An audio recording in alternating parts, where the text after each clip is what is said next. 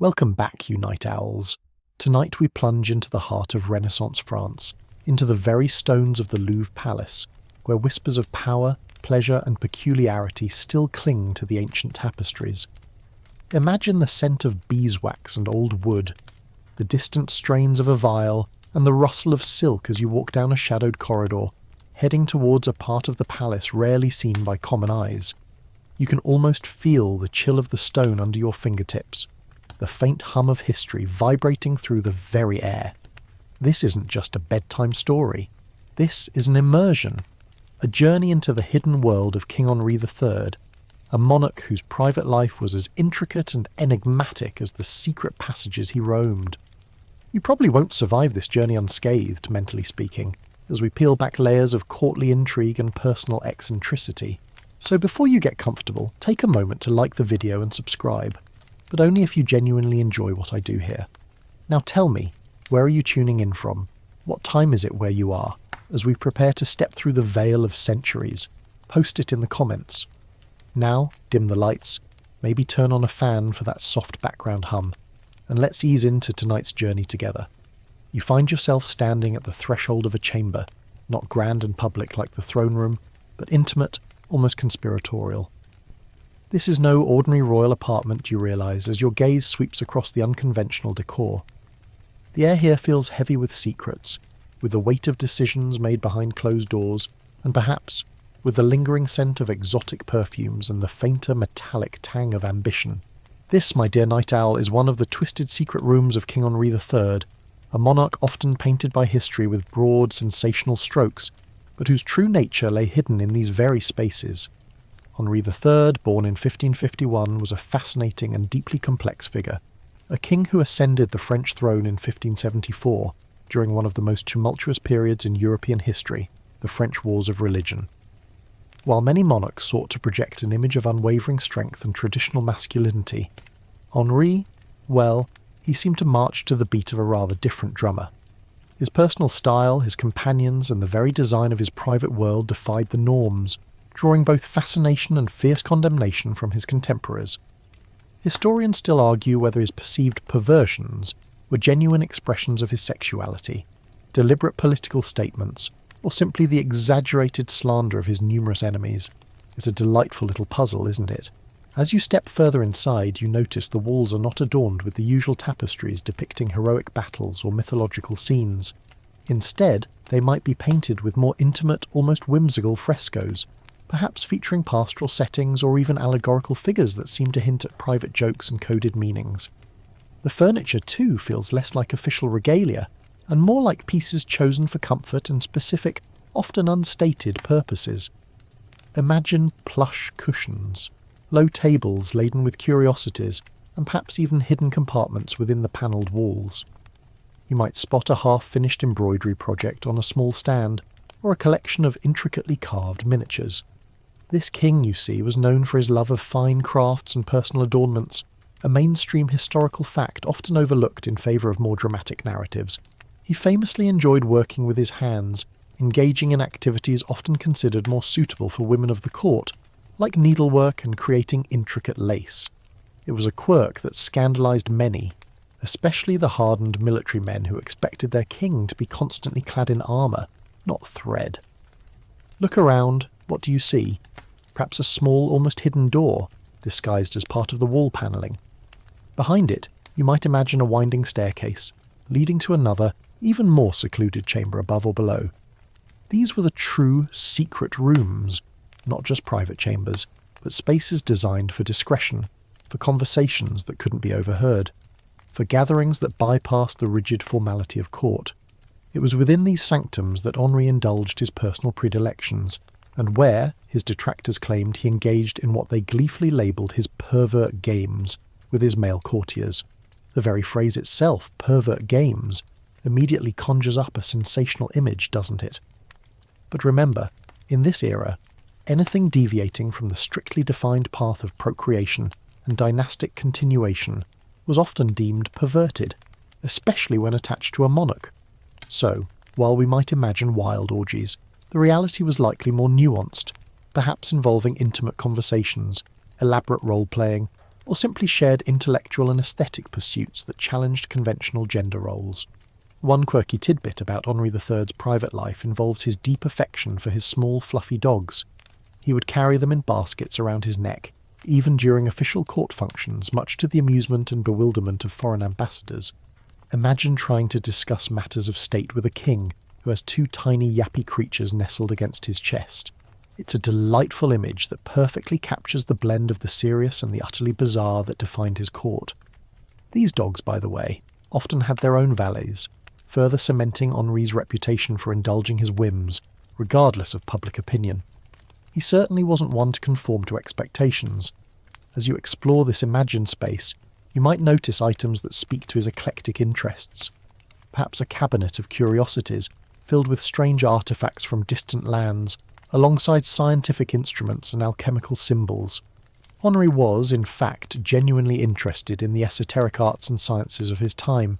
He engaged with astrologers, alchemists, and philosophers, seeking knowledge and perhaps a deeper understanding of the universe. This wasn't merely a passing fancy, it was a serious pursuit, one that further set him apart from the more martial or devout monarchs of his day. Imagine him, late at night, in the soft glow of a flickering candle poring over ancient texts while the rest of the palace slept. It's a far cry from the image of a debauched monarch, isn't it? And yet both narratives coexist in the historical record. The male courtiers often associated with these rooms were not just any men. They were his favourites, the renowned and often reviled mignons. This term, which literally means darlings or favourites, was originally a neutral one, but quickly became loaded with negative connotations when applied to Henri's companions. These young men, often chosen for their wit, charm, and striking good looks, were lavished with gifts, titles, and influence by the king. They dressed in extravagant, almost flamboyant fashion, mirroring the king's own sartorial choices. Picture them, with their elaborate ruffs, their pearl earrings, their hair artfully styled, perhaps even powdered. They were a visual affront to many of the more conservative elements of the French nobility, who saw their rise as an insult to traditional aristocratic privilege and a sign of the king's supposed weakness and moral corruption. Remember, in this era, perceived effeminacy in a male ruler was a dangerous accusation, often equated with a lack of courage or leadership.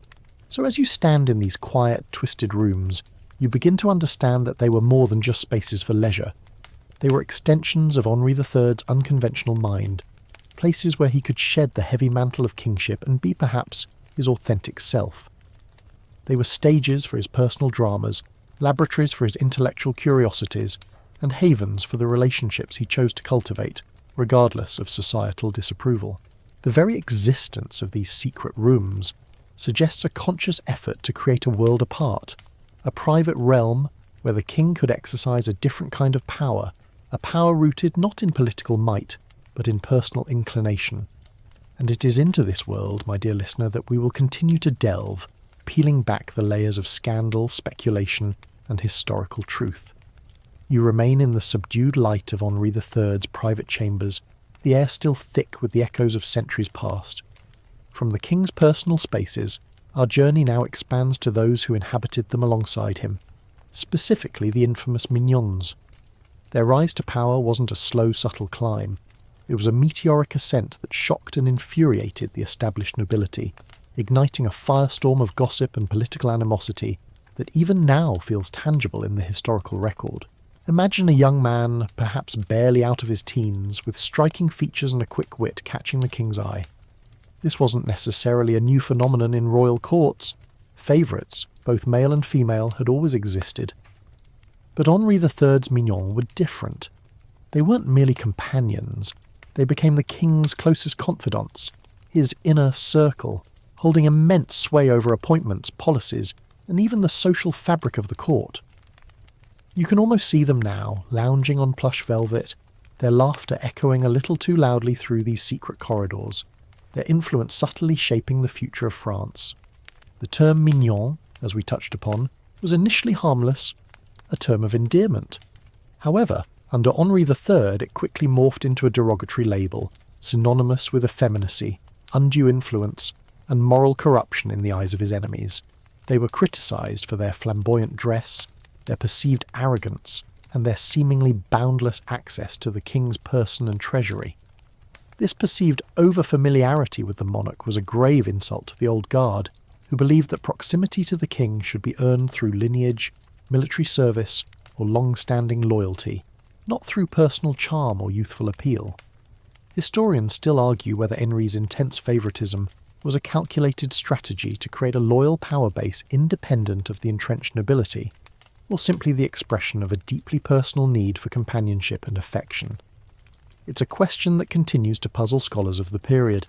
One of the most famous of these mignons was Anne de Joyeuse. Picture him, handsome, impeccably dressed, and possessing a charm that could disarm almost anyone.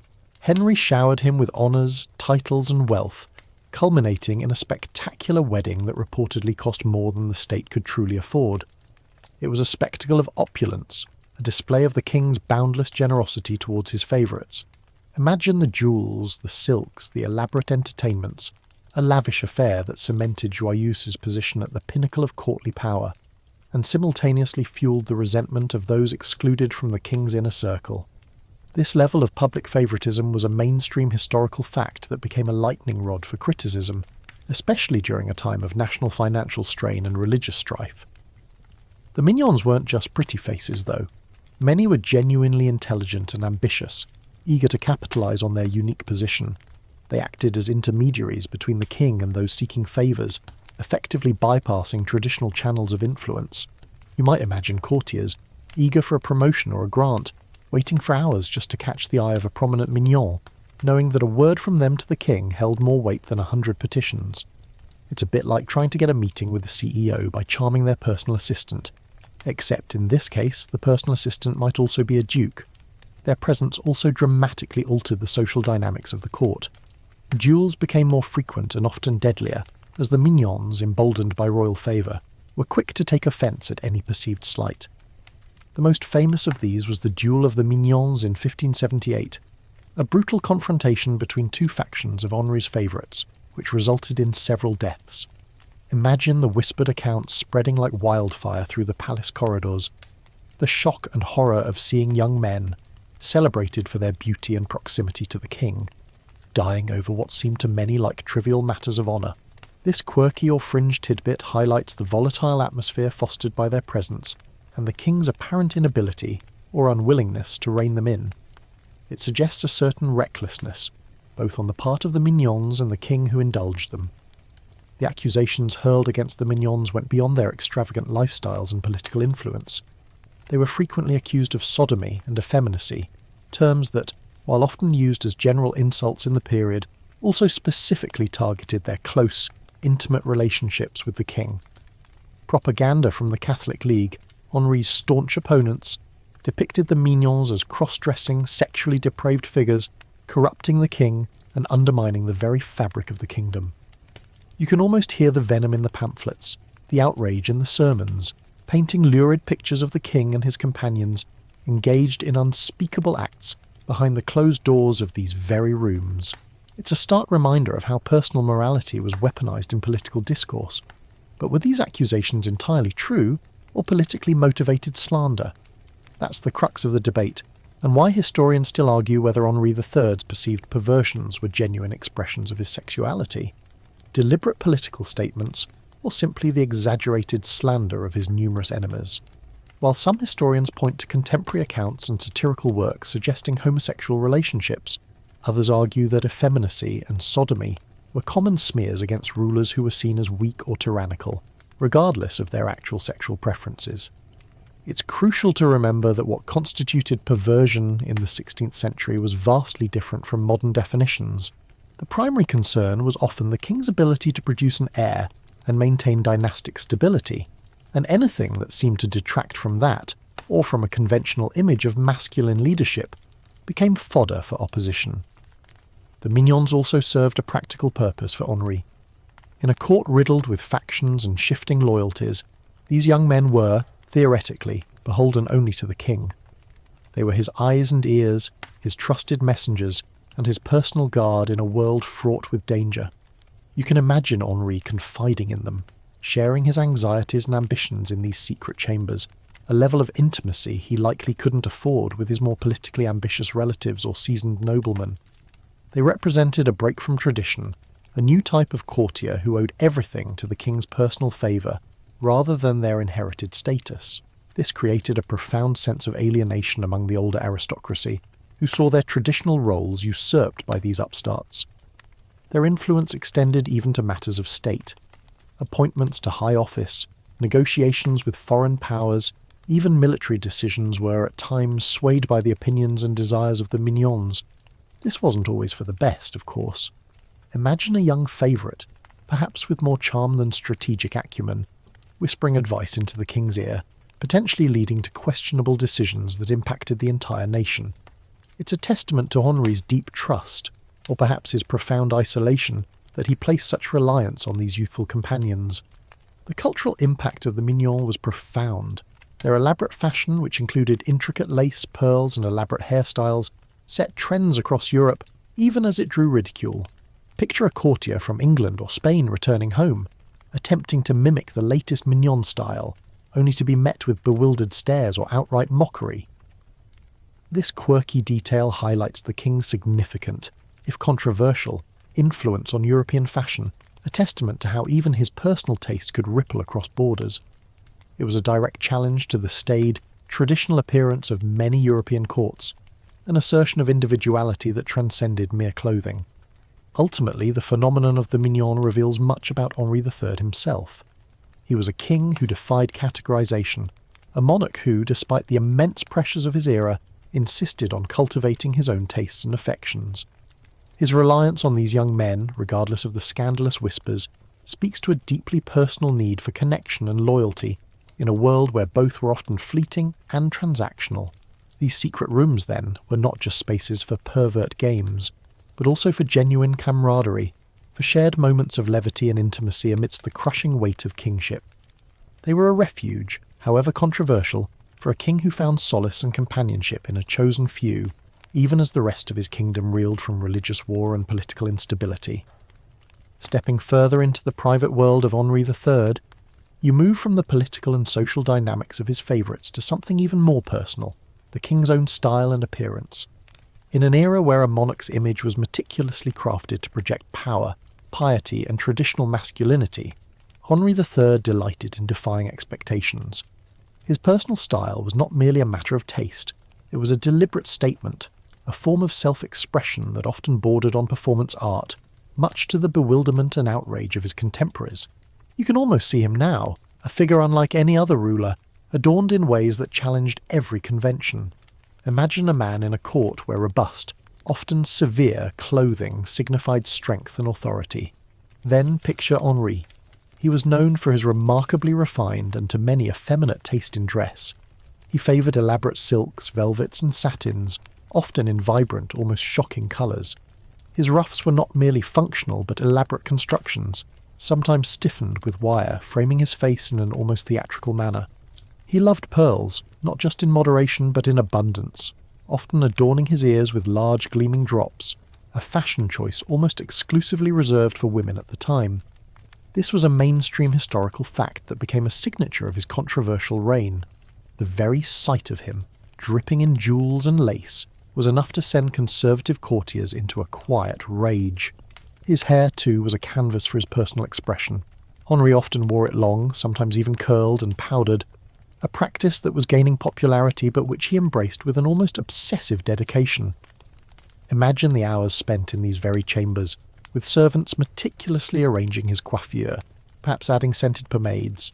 It was a stark contrast to the short, unadorned hairstyles preferred by his military generals, or the more austere Protestant leaders who viewed such vanity as sinful.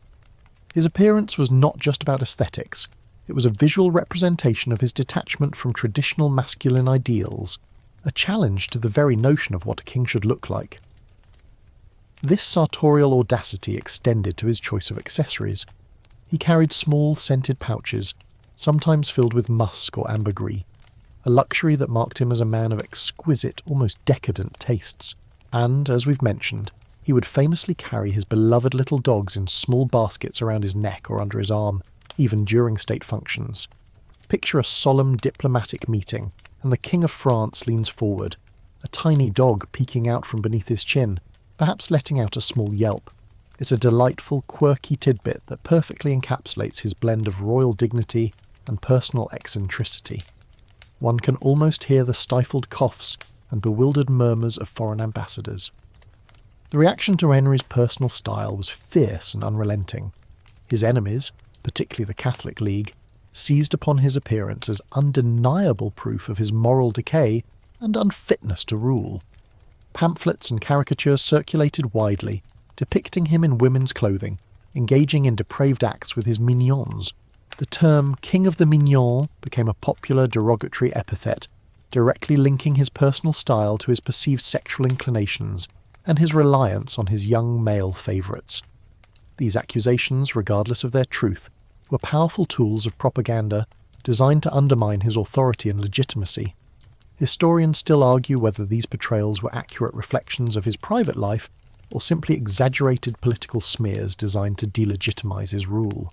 The line between fact and propaganda was incredibly blurry in this tumultuous period. His critics also weaponized his devotion to Catholic rituals, particularly his membership in penitential confraternities. While a mainstream historical fact that many pious individuals joined these groups, Henri's participation was viewed through the lens of his perceived effeminacy. He would lead processions, sometimes barefoot, dressed in penitential robes, which to his critics looked more like women's attire than the garb of a warrior king. Imagine the sight. The King of France, known for his flamboyant outfits, suddenly appearing in sackcloth, his face obscured by a hood, mingling with commoners in a religious parade. For many it was another sign of his bizarre contradictions, further fueling the narrative of his unkingly nature. Beyond the political implications, Henri's style also revealed a fascinating aspect of his personality, a profound interest in beauty, art, and the aesthetics of life. He was a patron of the arts, deeply appreciative of craftsmanship and elegance. His personal chambers, these secret rooms you're now exploring, were likely testaments to this refined taste, filled with objets d'art, fine fabrics, and intricate furnishings that reflected his unique sensibility. He was a king who preferred the subtle beauty of a perfectly crafted lace collar to the clatter of armour, the soft glow of candlelight on silk to the harsh glare of a battlefield. It's almost as if he was curating his own life as a work of art, a performance for an audience of one or a chosen few. His appearance also served as a subtle, perhaps even unconscious form of rebellion against the expectations placed upon him. Born into the powerful Valois dynasty, he was thrust into a world of relentless religious conflict and political manoeuvring. Perhaps his flamboyant dress and unconventional grooming were his way of asserting individuality in a role that demanded conformity. It was a gentle, yet persistent refusal to fit neatly into the mould of a traditional warrior king, a role that had been embraced by his ancestors and was expected of him by his subjects. He was in a way performing a different kind of kingship, one that emphasized intellect, culture, and personal expression over brute force. Consider the practicalities of his appearance too. Maintaining such elaborate hairstyles and clothing would have required significant time and resources. You can imagine the king spending hours in his toilette, much like a fashionable lady of the court, surrounded by his trusted valets and barbers, meticulously tending to every detail. This dedication to personal grooming further alienated him from the more rugged image of kingship expected by the military nobility. It painted him as a dilettante, more concerned with superficialities than with the grave matters of state. However, historians still argue whether this perceived effeminacy was a calculated strategy to create a loyal power base independent of the entrenched nobility, or simply the expression of a deeply personal need for companionship and affection. It's possible it was both. By creating a court culture that rewarded personal charm and aesthetic sensibilities over traditional aristocratic virtues, he effectively marginalized the old guard and elevated those who were personally devoted to him. His mignons, by mirroring his style, became visible symbols of this new, unconventional court, a visual affront to the established order. The paradox of Henri III's appearance is truly compelling. On one hand, it invited ridicule and contributed to his downfall by making him appear weak and unmanly in a highly patriarchal society. On the other hand, it speaks to a remarkable self-possession and a refusal to conform, a quiet defiance in the face of immense pressure. He was, in essence, an early modern provocateur, using his very body and its adornment to challenge the norms of his time. This quirky insight reveals a king who was perhaps more complex and introspective than the caricature painted by his enemies. Ultimately, Henri III's personal style and appearance were inextricably linked to his controversial reign. They were not merely incidental details, but integral components of his public persona and, perhaps, his private identity. They fueled the rumours, solidified the accusations of perversion, and became powerful symbols in the propaganda wars that raged around him. As you reflect on the image of this king, adorned in pearls and lace, surrounded by his similarly styled mignons, you begin to appreciate the layers of meaning embedded in every stitch, every jewel, and every powdered curl. These secret rooms were not just where he indulged his pervert games, but also where he crafted and inhabited the most intimate expression of himself, a king who dared to be different in a world that demanded conformity. His very appearance was a challenge, a question mark, a whisper in the grand narrative of French monarchy.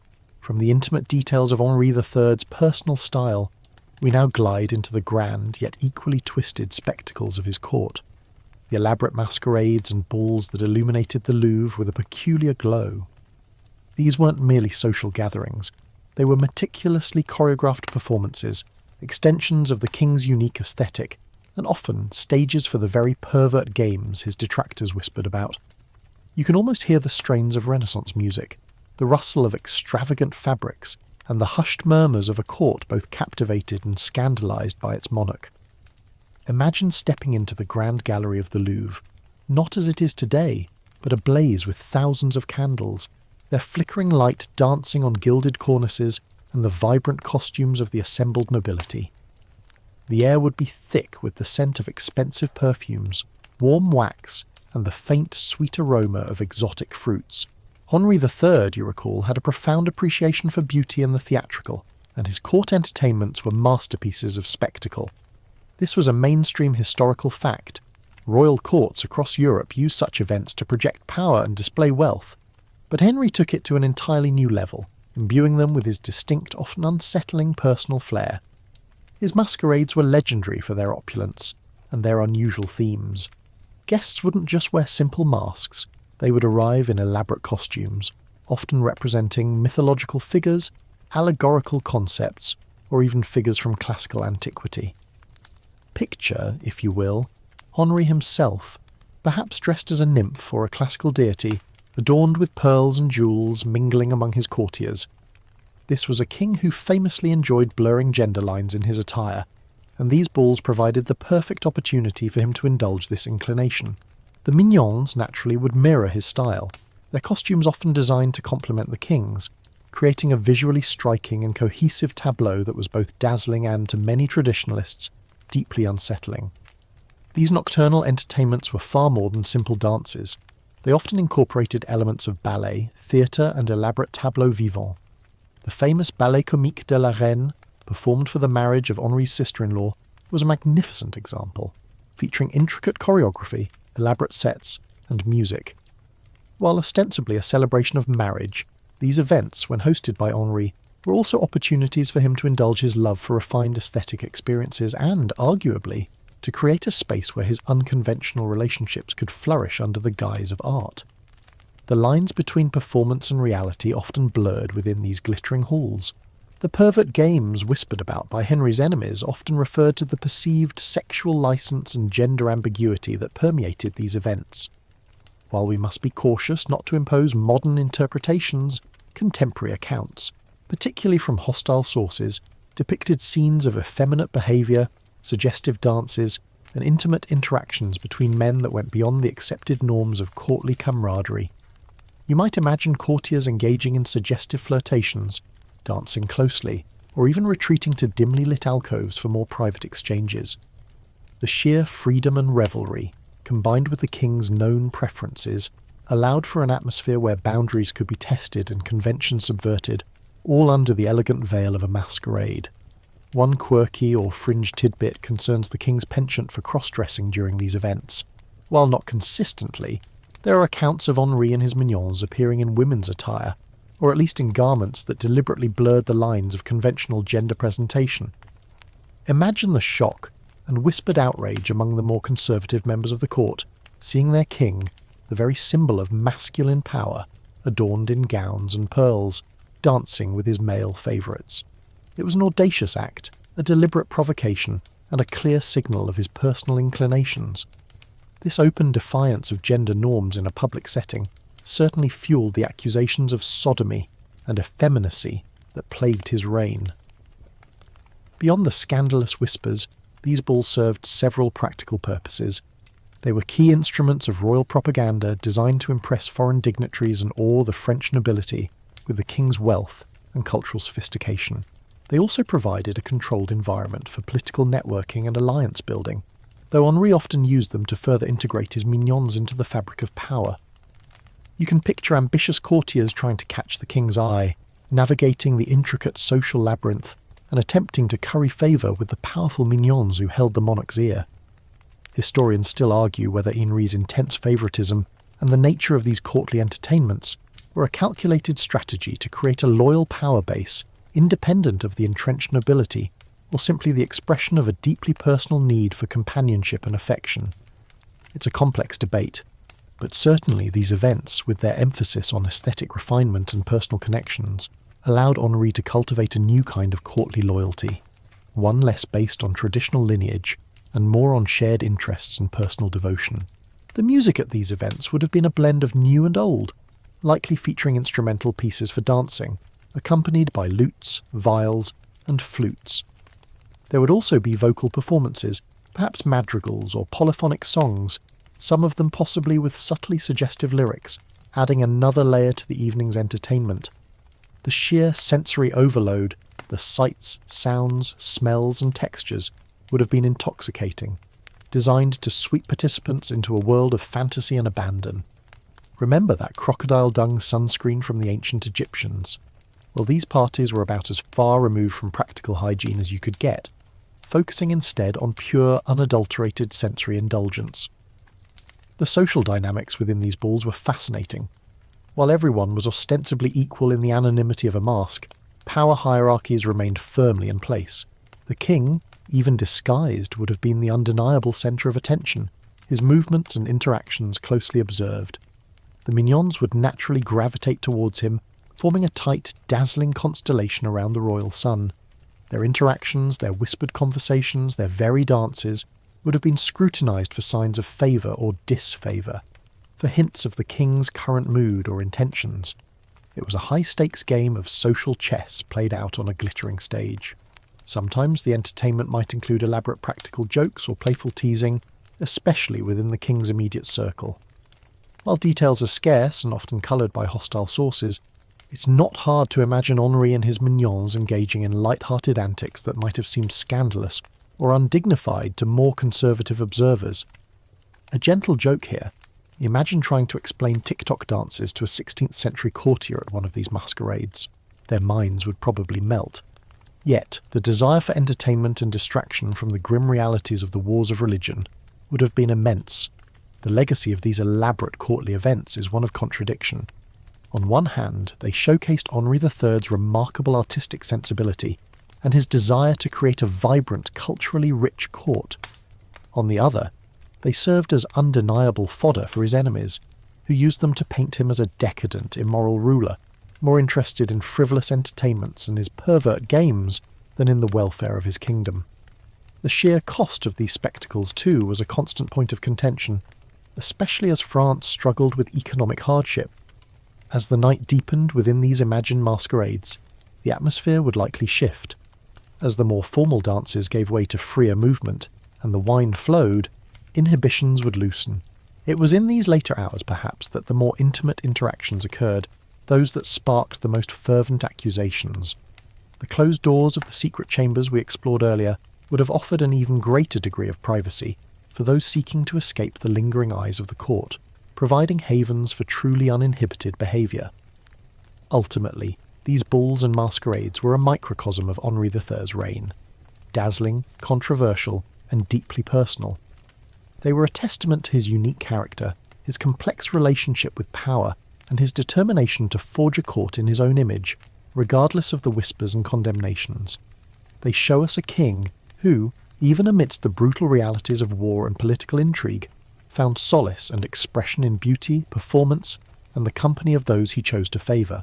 As the imagined music fades and the candles flicker, you are left with the lingering impression of a court that was unlike any other, a place where splendour and scandal danced a perpetual, unsettling waltz. Having experienced the dazzling, yet unsettling, grandeur of Henri III's masquerades, you now find yourself amidst the hushed corridors and shadowed corners of the Louvre, where the whispers of scandals and private affairs were not merely entertainment, but weapons wielded in the brutal political battles of the age. These were the rumours that solidified Henri's controversial image, transforming him from a king with peculiar tastes into a monarch widely accused of perversion. You can almost feel the weight of unspoken accusations, the tension of a court obsessed with its sovereign's intimate life. Imagine a court where every glance, every prolonged conversation, every personal gift from the king was scrutinised, analysed, and often twisted by those who sought to undermine his authority. Henri III, with his unconventional preferences and his open favouritism towards his mignons, provided ample fodder for such speculation.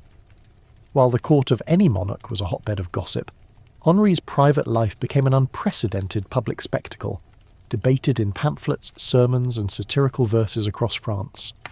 This widespread public scrutiny of a monarch's personal life was a mainstream historical fact, but Henri's case was particularly intense due to the religious and political divisions of the time. The most persistent and damaging accusations revolved around his relationships with his male courtiers. The term sodomy, then a broad legal and moral condemnation, encompassing various non-procreative sexual acts, was frequently levelled against him and his mignons. While concrete evidence for specific sexual acts is, predictably, scarce, royal bedrooms in the 16th century rarely had official chroniclers, the sheer volume and vehemence of the accusations are undeniable. You can almost hear the moral outrage, the cries of unnatural acts, echoing through the streets of Paris, fueled by the Catholic League's relentless propaganda machine. They portrayed the king as morally corrupt, weak, and effeminate, unfit to rule a nation, especially one embroiled in religious wars. These accusations were often intertwined with claims of excessive effeminacy. Henri's love of elaborate dress, his interest in needlework, and his sometimes languid demeanour were all cited as proof that he was less of a man, and therefore less of a king. Consider the context. A king was expected to be a virile warrior, capable of leading armies and producing male heirs to ensure dynastic continuity. Henri, who struggled with the latter and defied the former in his personal presentation, was an easy target. Imagine the whispered jokes, the derisive snickers, whenever he appeared in a particularly flamboyant outfit, or carried his beloved dogs. It's a reminder of how deeply ingrained gender roles were, and how dangerous it was for a powerful figure to deviate from them. One quirky or fringe tidbit concerns the specific, often crude, caricatures of Henri III that circulated widely. These often depicted him engaged in overtly sexual acts with his mignons, sometimes even cross-dressed, with exaggerated features designed to mock his perceived effeminacy and sexual appetite. These were the 16th century equivalent of viral memes, designed to inflame public opinion and turn the populace against their sovereign. Imagine seeing such a drawing tacked to a wall in a public square, designed to elicit disgust and contempt. It truly brings home the ferocity of the propaganda war waged against him. The king's marriage to Louise of Lorraine further complicated matters. While accounts suggest a genuine affection between them, their inability to produce an heir became a major source of political anxiety. The Valois dynasty was at stake, and the lack of a legitimate successor fueled rumours about Henri's masculinity and his alleged preference for male companions. Historians still argue whether Henri's perceived perversions were genuine expressions of his sexuality, deliberate political statements, or simply the exaggerated slander of his numerous enemies. The heir crisis undeniably amplified the salacious whispers, regardless of their truth. Was his inability to produce an heir physiological, or did his alleged perversions truly preclude a heterosexual relationship in a meaningful way? The debate continues. Beyond the whispers of same-sex affairs, Henri's court was a hotbed of heterosexual intrigue as well, though these were often overshadowed by the more sensational accusations. Courtiers, ever eager for power and influence, engaged in their own romantic liaisons. often with an eye towards political advantage. Henri, however, seemed less interested in the traditional courtly love affairs that captivated many monarchs. His focus, or at least the focus of his enemies, remained squarely on his male favourites. The scandals were not just confined to the bedroom, they extended to accusations of corruption and undue influence. The mignons, showered with wealth and titles, were often seen as enriching themselves at the expense of the state and the rightful aristocracy. This fueled deep resentment among the traditional nobility, who felt sidelined and disrespected. You might recall how a king's generosity towards his favourites was often a double-edged sword, creating intense loyalty in some, but bitter enmity in many others.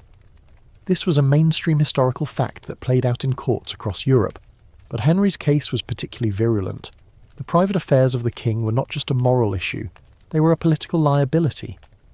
In a deeply religious society, a king seen as unnatural or impious risked losing the divine right to rule. The Catholic League, led by the powerful Guise family, expertly exploited these rumours to rally support for their cause, framing their opposition to Henri not just as political disagreement, but as a holy crusade against a degenerate monarch. Imagine sermons preached in churches, condemning the king's supposed sins, turning private matters into public damnation. The secrecy of Henri's private rooms, these twisted spaces we're exploring, only amplified the intrigue. What truly went on behind those hidden doors? The lack of concrete, verifiable information allowed imaginations to run wild. The very fact that these rooms were secret suggested hidden vices, things that needed to be concealed from public view. It created a fertile ground for rumour and innuendo, turning every unusual decoration or choice of companion into a piece of a scandalous puzzle. Remember how the crocodile dung sunscreen was a strange hidden practice? The king's secrets were far more dangerous, far more politically charged. It's important to consider the human element amidst all this political manoeuvring. Henri III, despite his kingship, was a man who sought companionship and perhaps love in a world that offered him immense power but little personal freedom. His choices, whether born of genuine affection or calculated political strategy, exposed him to unprecedented levels of scrutiny and vilification. He was, in a way, a tragic figure, isolated by his unconventionality and relentlessly attacked by those who sought to depose him. The legacy of these scandals and private affairs continues to shape our understanding of Henri III. For centuries, he was largely remembered as the effeminate king, the sodomite king, a weak and degenerate ruler obsessed with his male favourites. Only in more recent scholarship have historians begun to challenge these simplistic narratives, examining the political motivations behind the accusations and exploring the complexities of Henri's character beyond the sensational headlines. As you step away from the whispered corners, you realise that the pervert games were not just about personal acts, but about a broader cultural and political clash. They were about the clash between tradition and modernity, between rigid expectations of masculinity and a king who dared to defy them, between religious orthodoxy and personal freedom. The scandals surrounding Henri III's private affairs illuminate the intense pressures faced by monarchs, where the personal was always undeniably political. The secrecy of his rooms, then, was not merely for privacy, but for survival, a desperate attempt to carve out a space for his true self in a world that relentlessly sought to define and condemn him. Leaving behind the shadowy whispers of scandal, you now find yourself in a different corner of Henri III's private world, one less focused on perceived impropriety and more on genuine intellectual curiosity, the king's artistic and esoteric pursuits. This was a side of Henri rarely highlighted by his detractors, yet it profoundly shaped his private chambers and offered a glimpse into a mind far more complex than simple caricatures allowed. You can almost feel the quiet intensity of study, the scent of old parchment, and the hum of intellectual pursuit in these hidden spaces. Imagine the atmosphere in one of these secret rooms. It's not adorned with the ostentatious displays of courtly power, but rather with shelves filled with books, not just religious texts or histories, but volumes on philosophy, mathematics, astronomy, and perhaps even early scientific treatises. There might be globes, astrolabes, and other instruments of scientific inquiry, alongside delicate anatomical drawings or botanical sketches. This was a king who genuinely valued knowledge and intellectual exploration, a mainstream historical fact often overshadowed by his more sensationalized image.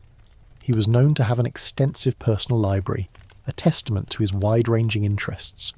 Henri III was, in fact, an astute and well-educated monarch. Unlike some of his predecessors who prioritised military prowess above all else, Henri had a keen intellect and a deep appreciation for the arts and sciences.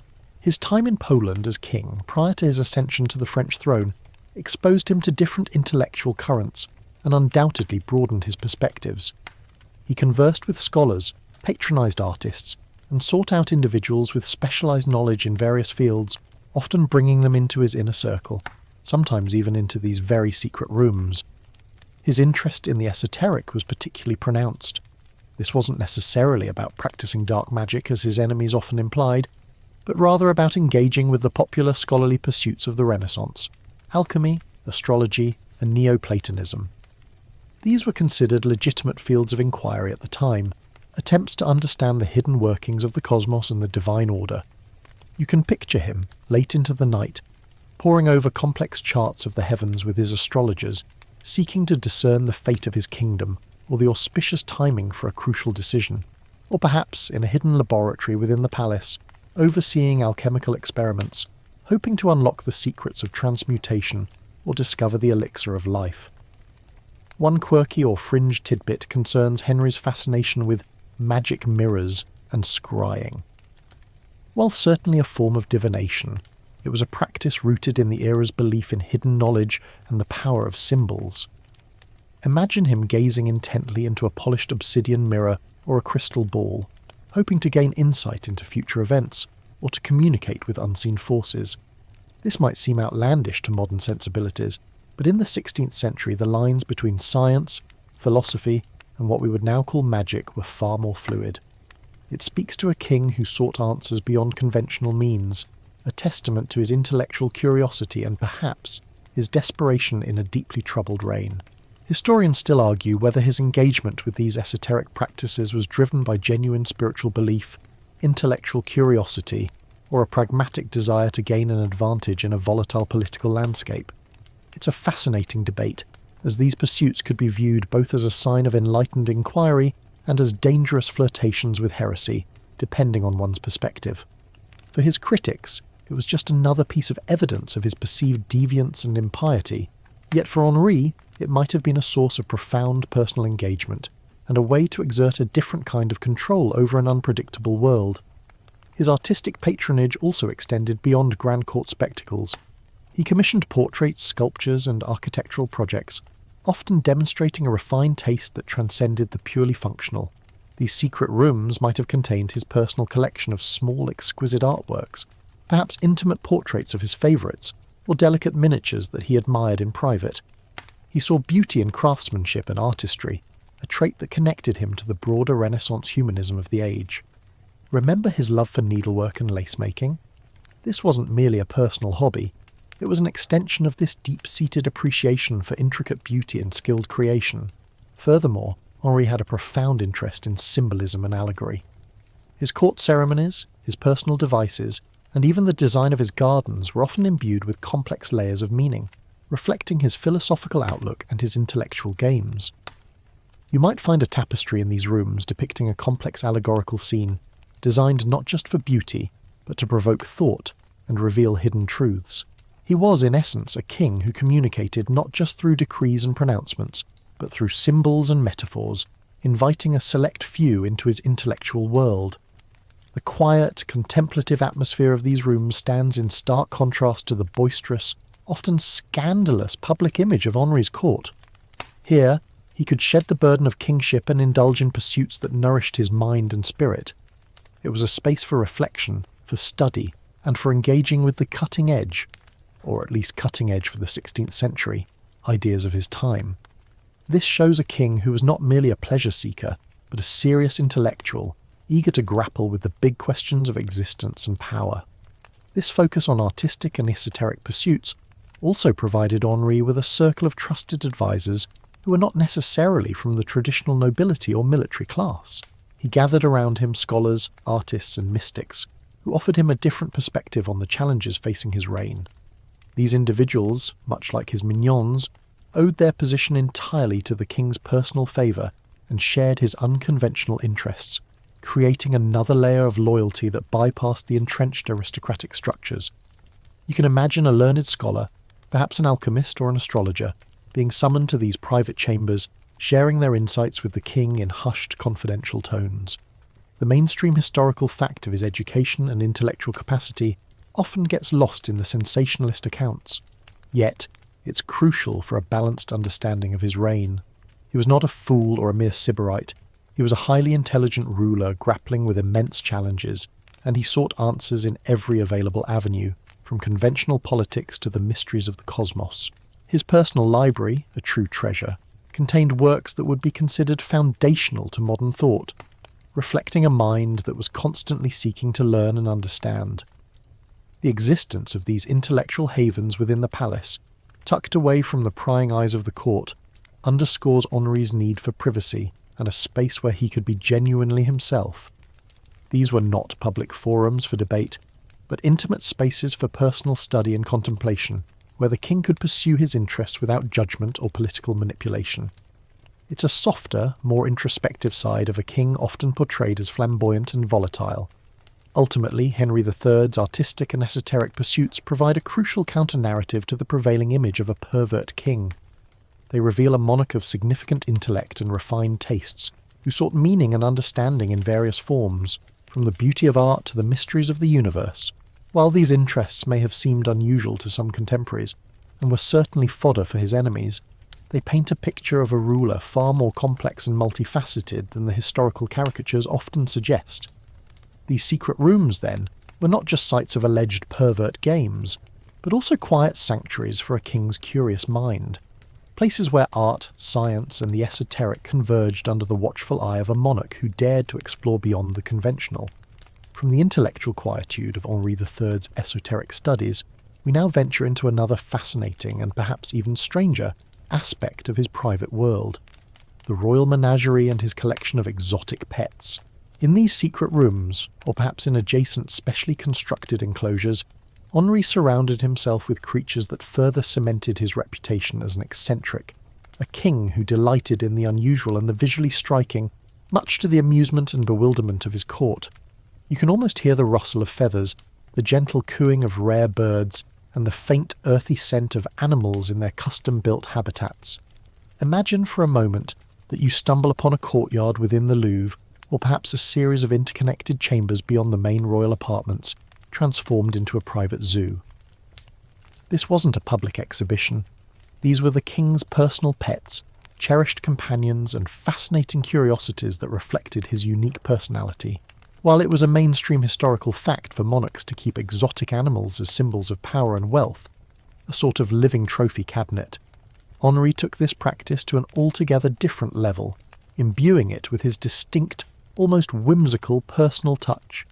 His most famous and beloved companions, as we've briefly touched upon, were his small, fluffy dogs.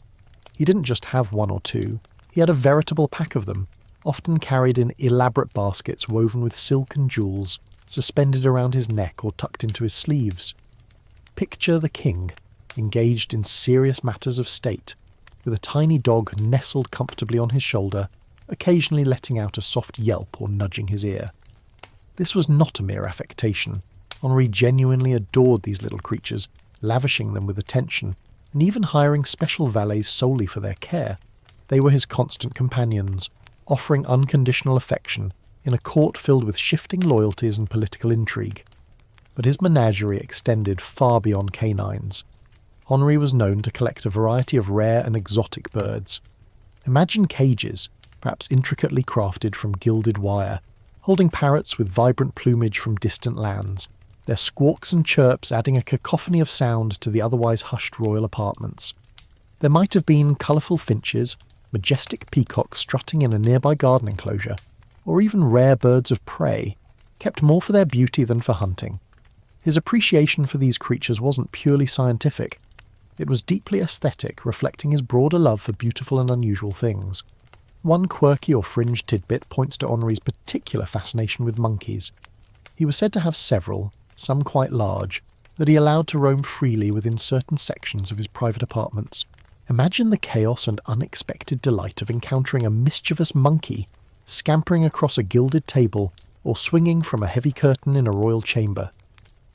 This playful, almost childlike indulgence in exotic animals further contributed to his image as an unconventional ruler, one who defied the solemn dignity expected of a king. It was a stark contrast to the serious military leaders and religious zealots who populated the political landscape of his era.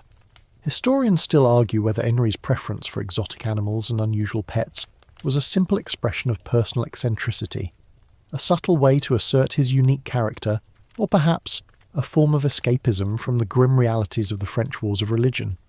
It's a compelling debate, as these creatures provided a source of uncomplicated affection and amusement in a world filled with betrayal and violence. They offered a stark contrast to the complex, often treacherous human relationships that defined his court. Beyond the domestic pets, Henri also sought out more exotic and rare creatures, indicative of a true Renaissance curiosity. While documentation is not always precise, accounts suggest he possessed animals that would have been incredibly rare and expensive to acquire in 16th century Europe. These might have included small felines, perhaps even a civet or a genet, valued for their musk glands. Imagine the quiet padding of paws, the flash of intelligent eyes in a dimly lit corridor, as one of these unusual creatures makes its way through the palace. The maintenance of such a diverse collection would have been a significant undertaking, requiring dedicated staff and considerable resources. Specialised enclosures, unique diets, and constant care would have been necessary to keep these exotic creatures healthy and content.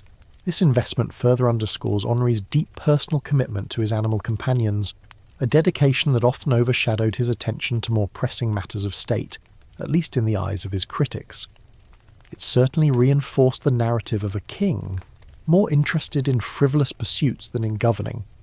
The presence of these animals in the royal household, particularly within the private confines of these secret rooms, blurred the lines between royal court and domestic life. It added an almost surreal, fantastical element to the king's personal space. You can imagine the startled reactions of courtiers or foreign dignitaries, accustomed to more formal and predictable environments, encountering a troop of playful monkeys or the squawk of an unseen parrot during an audience with the king. It was a subtle, yet effective way for Henri to assert his individuality and to create a court that was uniquely his own. This love for animals also extended to his appreciation for their depiction in art.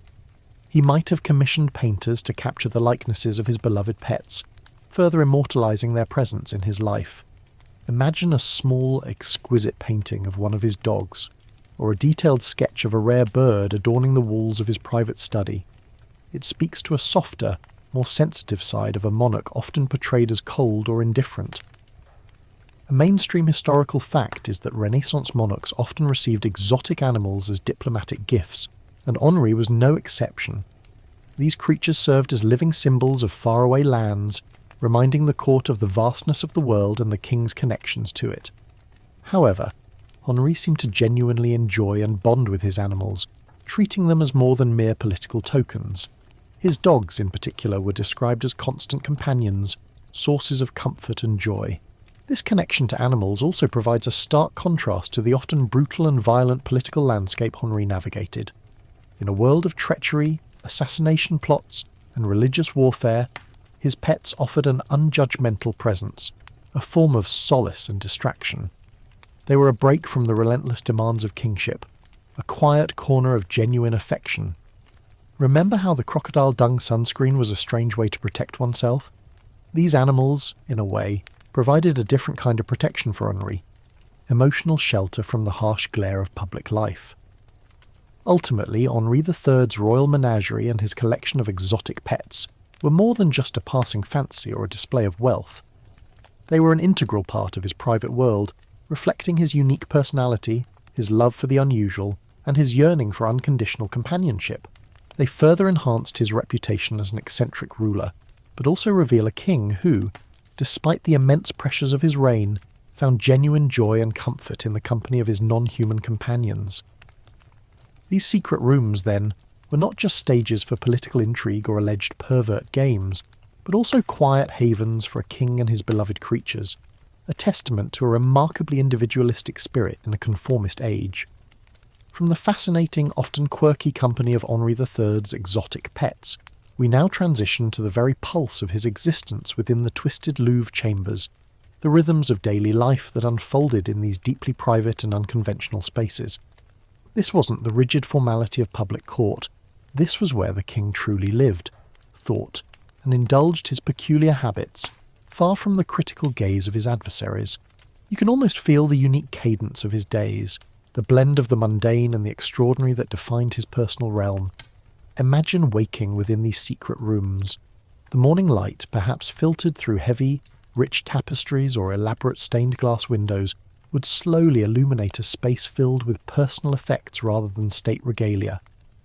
There might be scattered books from the previous night's reading, a half-finished embroidery project on a stand, or the faint lingering scent of exotic perfumes and perhaps a hint of his beloved little dogs.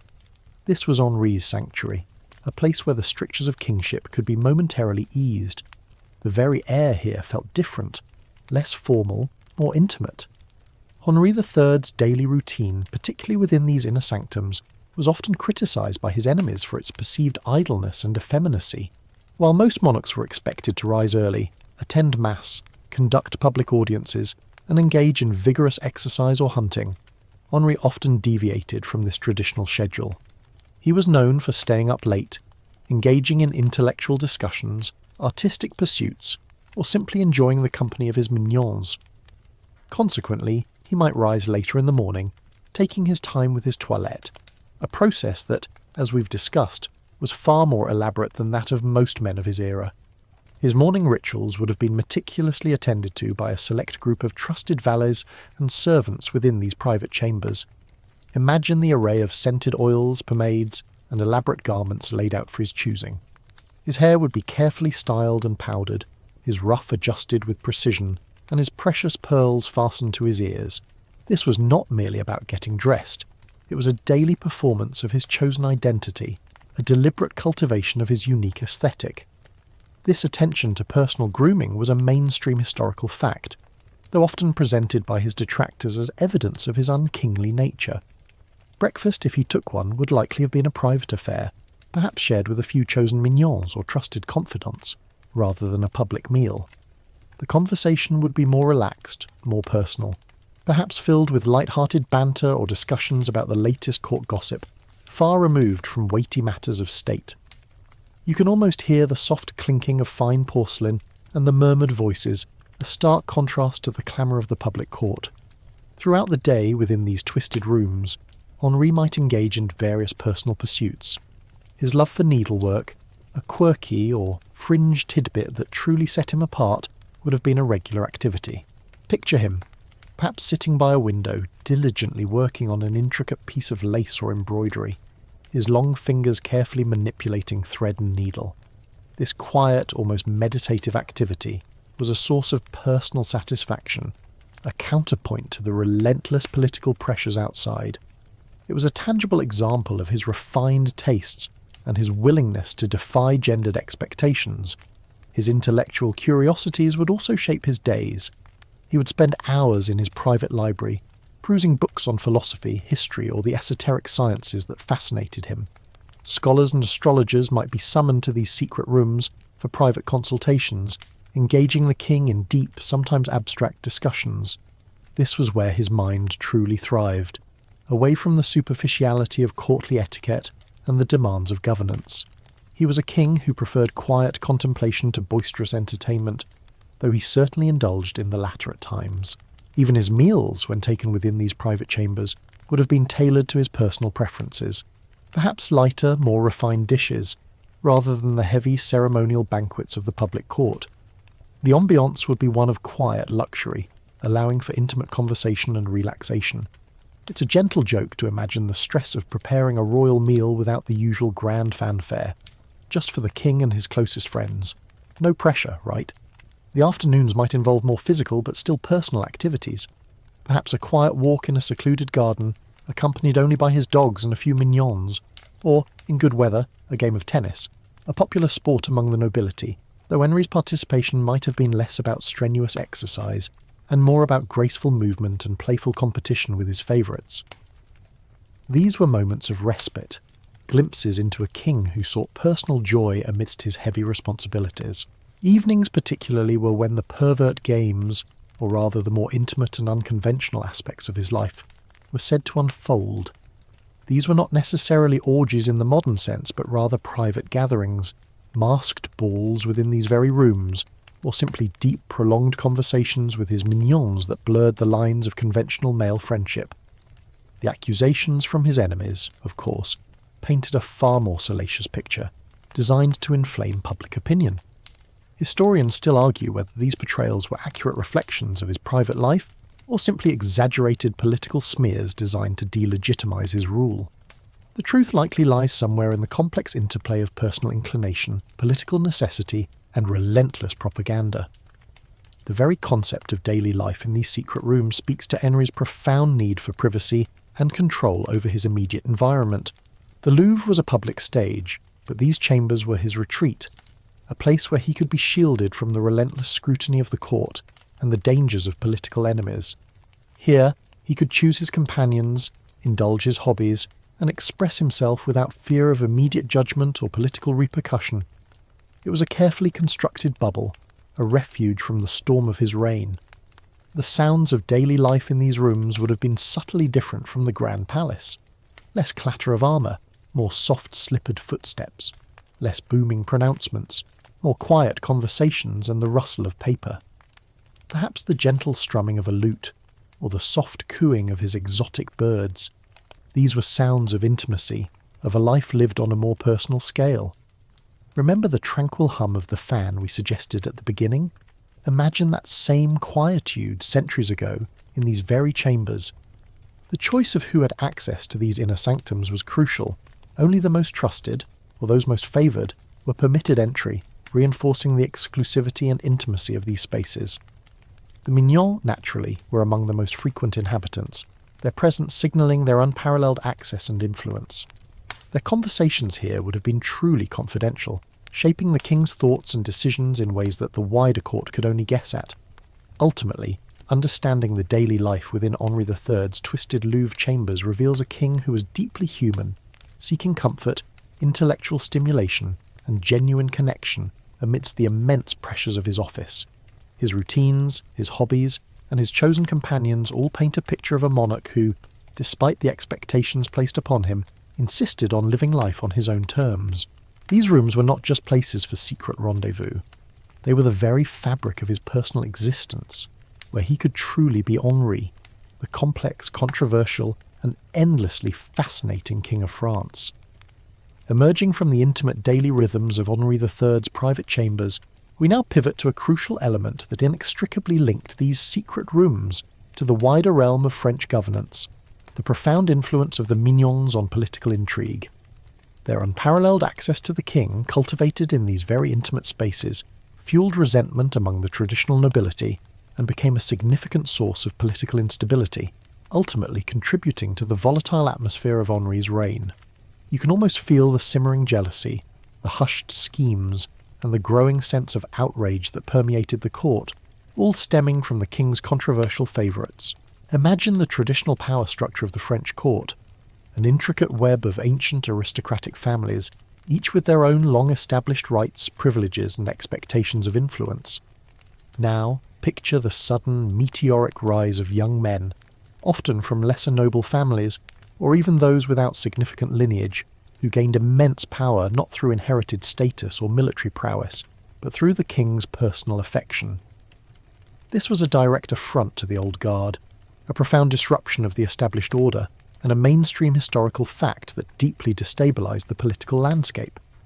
The mignons, fostered in these twisted private rooms, became symbols of a monarchy seemingly divorced from tradition. The mignons wielded influence in various spheres. They acted as gatekeepers, controlling access to the king, often making it difficult for even high-ranking nobles to secure an audience without their approval. Imagine a powerful duke, accustomed to immediate access to the sovereign, finding himself having to flatter a young mignon for an introduction, or worse, being outright denied. This naturally bred immense frustration and resentment. Their whispered words in these secret chambers often held more sway than the formal advice of the king's council. Appointments to key positions, military commands, governorships, ecclesiastical benefices were often influenced, if not directly determined, by the mignons. Henri lavished them with titles and lucrative offices, further cementing their power and enriching them at the expense of others. Consider the ambitious young noble who had spent years cultivating alliances and demonstrating loyalty, only to see a plum position awarded to a mignon whose primary qualification seemed to be the king's personal favour. It's enough to make anyone plot a little, isn't it? This practice, while not unique to Henri, was carried out with such blatant disregard for the traditional meritocracy that it ignited widespread indignation. The financial strain caused by the king's generosity towards his favourites also became a significant political grievance. The lavish gifts, the extravagant weddings, and the maintenance of their opulent lifestyles drained the royal treasury at a time when France was already reeling from years of religious wars and economic hardship. Imagine the whispers about the cost of Anne de Joyeuse's wedding, a spectacle that rivalled state expenses, contrasting sharply with the poverty faced by ordinary French citizens. This palpable resentment over financial impropriety further fueled the political opposition against Henri and his chosen circle. The political factions, particularly the ultra-Catholic League led by the powerful Guise family, expertly exploited this resentment. They painted the mignon not just as corrupt or effeminate, but as agents of moral decay, leading the king astray and undermining the very fabric of Catholic France. The accusations of pervert games, originating from within these private chambers, became potent propaganda tools designed to delegitimize Henri's rule by attacking his personal character and his choices of companions. You can almost hear the fiery sermons condemning the king's unnatural affections, delivered to fervent crowds, linking his personal life to the supposed decline of the kingdom. One quirky or fringe tidbit illustrates the depth of the mignons' influence. They sometimes acted as impromptu ambassadors, carrying sensitive messages or conducting informal negotiations on behalf of the king, bypassing established diplomatic channels. Imagine a mignon dispatched on a delicate mission, his youth and lack of formal diplomatic training offset by his direct line to the sovereign's ear. This was an affront to seasoned diplomats, and further highlighted the unconventional nature of Henri's court. It was as if the king was running a parallel government, one based on personal loyalty rather than institutional protocol. Historians still argue whether Henri's intense favouritism and reliance on his mignons was a calculated strategy to create a loyal power base independent of the entrenched nobility, or simply the expression of a deeply personal need for companionship and affection. It's a crucial debate because it impacts our understanding of Henri's political acumen. If it was a deliberate strategy, it backfired spectacularly, alienating powerful factions and contributing to his isolation. If it was purely personal, it speaks to a profound naivety or a desperate search for genuine connection in a treacherous world. The tension between the mignons and the traditional nobility often erupted into open conflict, most famously in the series of duels that plagued the court. The Duel of the Mignons in 1578, which resulted in the deaths of several prominent favourites and their adversaries, underscored the deadly animosity. Imagine the shockwaves that ran through the court after such an event, the realisation that the king's private choices were leading to public bloodshed. These duels were not just about personal honour, they were symbolic battles for influence, and a clear manifestation of the deep divisions within the kingdom. The mignons also represented a generational shift, a new breed of courtier who privileged wit, charm and personal connection over traditional military prowess or ancient lineage. This cultural clash intensified the political resentment. The older generation saw them as frivolous, unmanly and unsuited for the serious business of governance, while the mignons, perhaps, saw themselves as bringing a new, more refined sensibility to court life.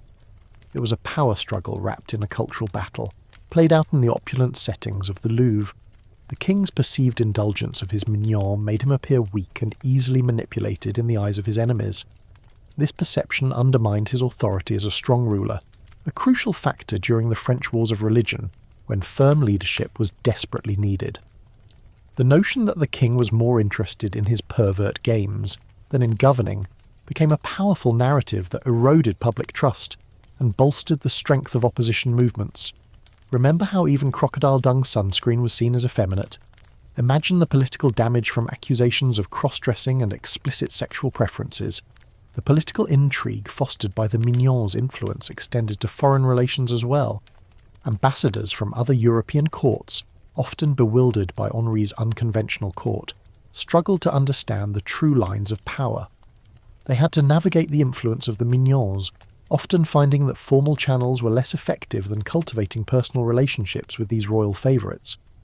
This added a layer of unpredictability and confusion to France's diplomatic efforts, further destabilising an already fragile international position.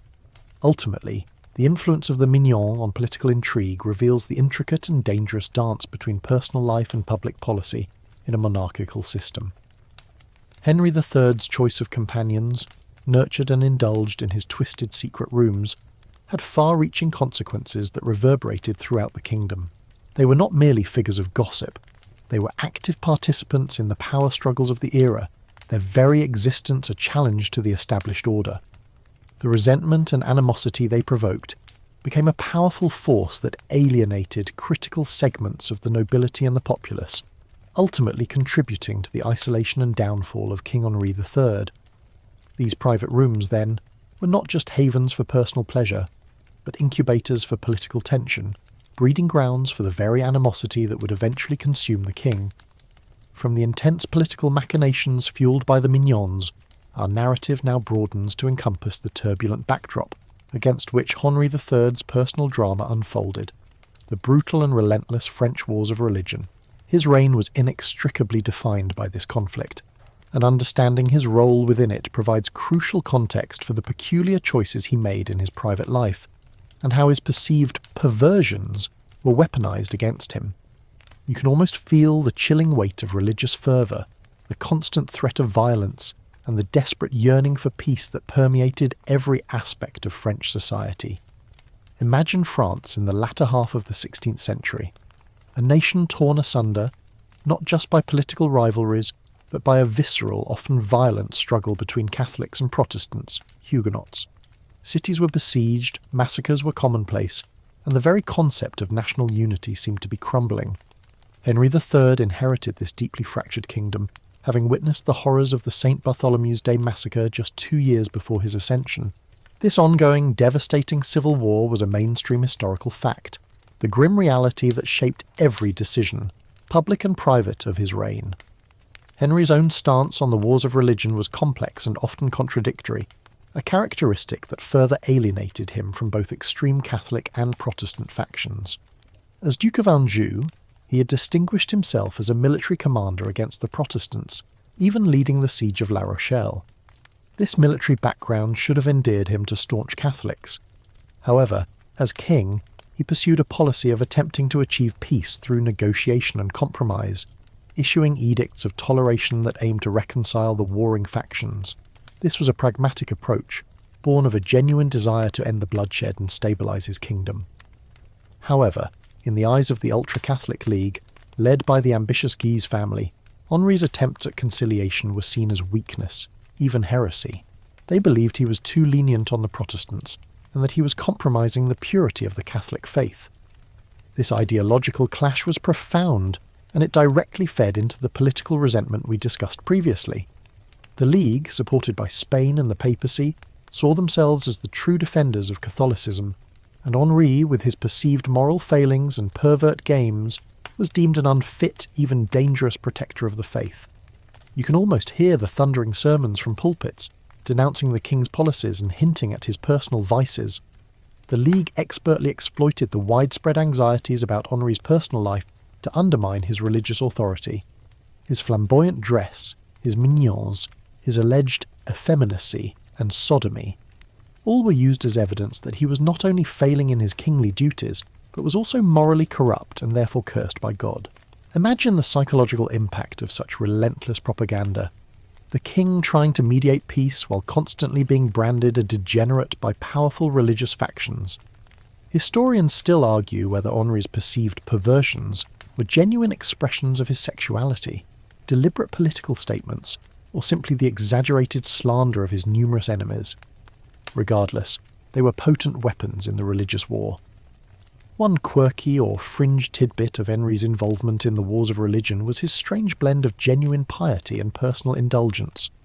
While he pursued diplomatic solutions and displayed traits deemed effeminate, he also engaged in extreme acts of public penitence, often walking barefoot in religious processions, sometimes even self-flagellating. Imagine the visual dissonance. A king known for his silk and pearls suddenly appearing in sackcloth, scourging himself in public.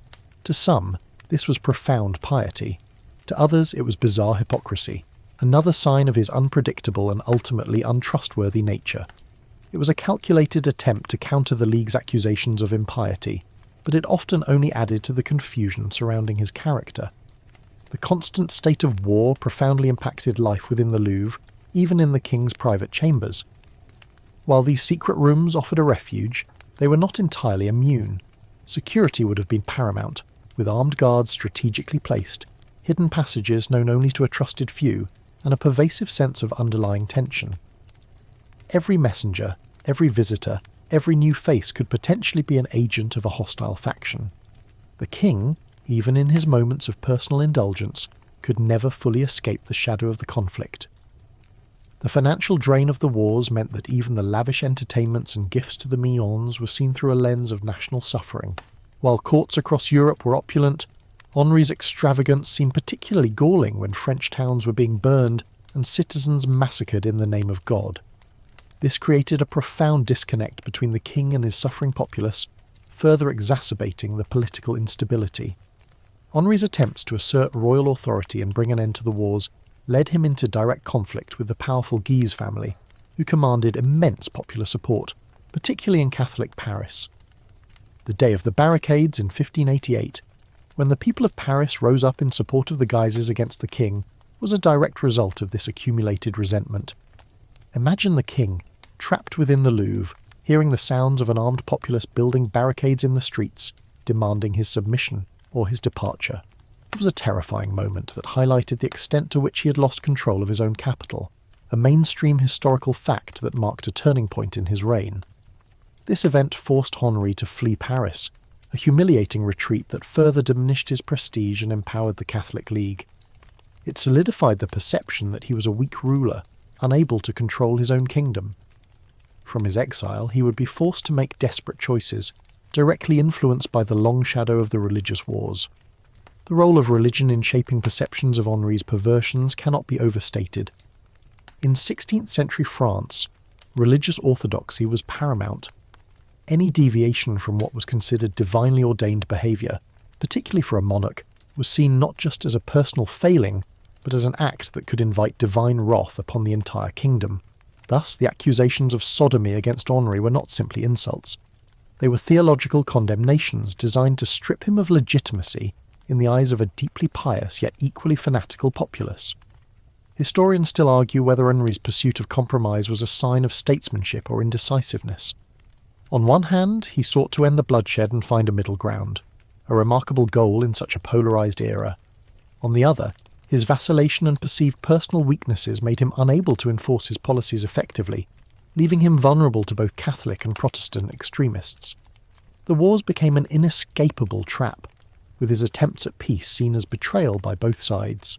Ultimately, Henri III's role in the French wars of religion was one of profound tragedy. He was a king caught between irreconcilable forces, attempting to steer a middle course in a nation that demanded absolute conviction. His personal life, and the pervert games his enemies sensationalized from his private rooms, became deeply intertwined with this grand political and religious struggle. They provided convenient ammunition for his adversaries, allowing them to paint him as not just a politically flawed leader, but a morally corrupt one, unworthy of God's grace or his people's loyalty. The roar of the battlefields and the whispered slanders of his private life converged, sealing the fate of a king who, perhaps more than any other, was defined by the relentless religious strife of his age. As the shadow of the wars of religion looms large over Henri III's reign, we now turn to an earlier, formative experience that profoundly shaped his tastes, his court, and even the atmosphere of his twisted secret rooms, his time in Venice. Before ascending the French throne, Henri, then Duke of Anjou, was briefly elected King of Poland-Lithuania, and his journey to assume the crown involved a memorable sojourn in the Republic of Venice. This encounter with the opulent, sophisticated, and notoriously liberal Venetian society left an indelible mark on the young monarch, influencing everything from his artistic sensibilities to his personal habits. You can almost feel the shimmering light of the Adriatic, hear the splash of gondolas, and breathe in the sense of spices and refinement that permeated the Venetian air. Imagine Venice in the mid-16th century, a powerful maritime republic, a crossroads of east and west, a city of unparalleled wealth, artistic splendour, and a culture of relative freedom and indulgence that stood in stark contrast to the more rigid and war-torn kingdoms of mainland Europe. It was a city renowned for its carnivals, its beautiful courtesans, its vibrant artistic scene, and its unique republican governance. For Henri, who had spent his youth amidst the austere piety and brutal realities of the French court and battlefields, Venice must have felt like a revelation, a glittering oasis of beauty and hedonism. This exposure to a fundamentally different cultural paradigm was a mainstream historical fact, a pivotal moment in his development. Henri arrived in Venice in July 1574, during his journey back to France after learning of his brother Charles IX's death and his own ascension to the French throne. His stay was brief but intensely influential. The Venetians, eager to impress a future king of France, outdid themselves in their welcome, staging magnificent pageants, banquets, and entertainments. These spectacles were far more elaborate and sensual than anything Henri had witnessed in France. You can picture him, captivated by the gondolas gliding through canals, the sumptuously dressed crowds, and the architectural marvels that rose from the lagoon. This period instilled in Henri a deep appreciation for refined aesthetics and luxury. The Venetian emphasis on lavish dress, intricate masks, and elaborate public ceremonies resonated deeply with his innate artistic sensibilities. It's no coincidence that upon his return to France, his own court became famed for its extravagant masquerades, its love of fine fabrics, and its emphasis on personal adornment, elements we've explored in his personal style and courtly balls. He brought a piece of Venice back to the Louvre, transforming his French court into a reflection of the sophisticated Venetian model. The Venetian Republic was also known for its more relaxed social mores, especially regarding sexuality and gender expression, particularly during carnival season. While certainly not an open society in modern terms, it allowed for a degree of personal freedom and anonymity that was rare elsewhere in Europe. This environment, where cross-dressing was not uncommon during festivities, and where courtiers held a respected if ambiguous place in society, may have subtly influenced Henri's own inclinations and his comfort with blurring conventional gender lines. Historians still argue whether Henri's perceived perversions were genuine expressions of his sexuality, deliberate political statements, or simply the exaggerated slander of his numerous enemies, but his Venetian experience certainly provided a fertile ground for such expressions. One quirky or fringe tidbit from his Venetian visit involved the infamous fête, or parties. While accounts are often coloured by later anti-Henri propaganda, there were whispers of the young Duke of Anjou engaging in more licentious behaviour than previously seen. Imagine secret masked encounters, late-night revelries, and flirtations that would have been unthinkable in the stricter confines of the French court. It suggests a budding comfort with the kind of twisted games that would later be associated with his private rooms in the Louvre, a blossoming of personal preferences in a city that readily accommodated them. The relatively open nature of Venetian society, especially its tolerance for certain sexual expressions among its elite, could have normalised behaviours for Henri that were scandalous in Catholic France. The influence wasn't just aesthetic or social, it was also intellectual. Venice was a hub of Renaissance humanism, printing, and scientific inquiry. While not as overtly spiritual as his later esoteric pursuits, his time there would have reinforced his existing curiosity for knowledge and intellectual discourse. He met with prominent Venetian intellectuals and artists absorbing new ideas and perspectives. This experience undoubtedly enriched his personal library and contributed to his later patronage of scholars and mystics within his private chambers. The architecture and design of Venice also left a mark. The city's unique palaces, with their hidden courtyards, their intricate interior decor, and their blend of public grandeur and private intimacy, may have inspired Henri in the design of his own Louvre apartments. Remember how his secret rooms were described as being distinct from the public areas, almost a world apart. This could be a direct echo of the Venetian palazzi, where the external splendour often concealed hidden gardens, private studies, and intimate chambers designed for personal indulgence and discreet encounters. The contrast between Venice and France, particularly during the ongoing wars of religion, was stark. Venice offered a glimpse of a more peaceful, commercially driven, and culturally rich society, where religious tensions were managed, if not entirely absent, through pragmatic policies. Returning to a France consumed by sectarian violence and rigid dogma must have been a jarring experience for Henri. This perhaps fueled his desire to create a semblance of that Venetian refinement and personal freedom within the confines of his own court, especially in his most private spaces. This exposure to Venetian opulence also set a new standard for royal expenditure and entertainment in France. Henri, perhaps trying to replicate the magnificence he witnessed, contributed to the financial strain of his own kingdom. The lavishness of his courtly balls and the generosity towards his mignons can be seen as attempts to outshine, or at least emulate the grandeur of the Venetian Republic, but at a cost that France, embroiled in civil war, could ill afford. Historians still argue whether Henri's personal inclinations were inherent or largely shaped by external influences like his Venetian experience. While we cannot definitively say, it's undeniable that Venice provided a crucial environment where his unique sensibilities could flourish and be reinforced. It allowed him to explore aspects of his personality that might have remained suppressed in the more conservative French court. This brief sojourn was more than just a stop on a journey. It was a powerful catalyst that helped forge the complex and controversial king he would become. Imagine the young Henri, a prince destined for a troubled throne, stepping onto a gondola for the first time, gliding past ornate facades, his senses overwhelmed by the sheer beauty and the liberating atmosphere of the city. It's a moment of profound personal transformation, a brief escape into a world where beauty and pleasure seem to reign supreme, a stark contrast to the grim duties awaiting him in France. This experience was deeply ingrained in his psyche, influencing his decisions, his tastes, and his creation of those very twisted secret rooms back in the Louvre. Remember that crocodile dung sunscreen? Its unusual nature made it memorable. Similarly, Henri's Venetian interlude stands out as an unusual and highly impactful period, shaping a monarch whose tastes and personal life would forever be seen as eccentric and controversial. The very fabric of his pervert games, the lavishness of his court and his comfort with gender ambiguity can, in part, be traced back to those shimmering indulgent days in the floating city. Venice provided a blueprint, a vision of what a truly cultivated and uninhibited court could be, and Henri brought that vision, however controversially, back to France, transforming the Louvre into a stage for his unique brand of kingship. Having explored the profound influence of Venice on Henri III's personal and courtly style, we now turn to another intriguing, often contradictory aspect of his public persona, the king's obsession with religious processions. These were not mere acts of piety.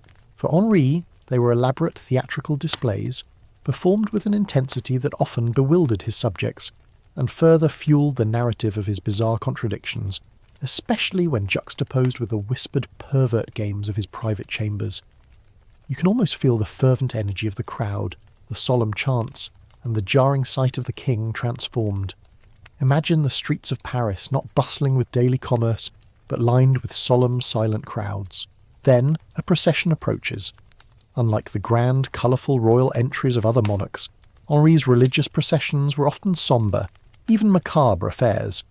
He was a devout Catholic, a mainstream historical fact that often gets overshadowed by his more scandalous reputation.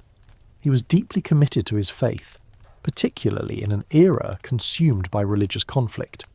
However, his expression of this piety was uniquely his own, and often quite theatrical. Henri was a member, and even a founder, of several penitential confraternities. These were lay brotherhoods dedicated to acts of public penance, often involving self-flagellation, fasting, and wearing distinctive, often hooded robes. Picture the king, the sovereign of France, walking barefoot through the streets, sometimes bare-chested and scourging himself, his face obscured by a cucullion, a hooded cowl. This was a truly shocking sight for many, especially those who expected their king to project an image of unyielding strength and martial dignity. It was a visible paradox. The king, known for his silk and pearls in his private chambers, now clad in sackcloth and ashes in public. These displays of extreme piety were not universally well received. For his enemies, particularly the Catholic League, they were seen as either hypocritical posturing or further evidence of his effeminacy and mental instability.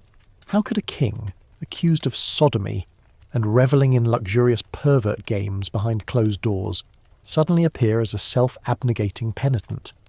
They argued it was a sign of a troubled, perhaps even perverse soul, rather than genuine devotion. Historians still argue whether Henri's public acts of extreme piety were genuine expressions of his deep faith, attempts to counter accusations of impiety, or a form of psychological release from the pressures of his reign. The debate highlights the complex motivations behind his actions. One quirky or fringe tidbit related to these processions was the particular design of the robes worn by Henri and his confraternity. They were often voluminous, white or black, with a tall pointed hood that completely obscured the wearer's face, leaving only holes for the eyes. Imagine hundreds of figures, indistinguishable from one another, moving slowly through the streets like ghosts. This anonymity, perhaps, appealed to Henri, allowing him to momentarily shed the burden of his royal identity and experience a different kind of spiritual communion.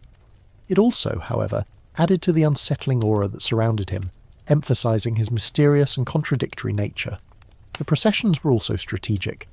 By visibly demonstrating his Catholic zeal, Henri hoped to counter the League's accusations that he was insufficiently pious or secretly favouring the Protestants. He wanted to show the fervent Catholic populace of Paris that he was truly one of them, a devoted son of the Church. However, the League often co-opted these very displays, leading their own elaborate processions that dwarfed the king's in size and fervour, effectively turning Henri's attempts at religious legitimation against him. It was a constant battle for the hearts and minds of the populace, fought on the spiritual battlefield of public display. The contrast between the austerity of these penitential acts and the decadence of his courtly life, cultivated in his twisted secret rooms, was stark.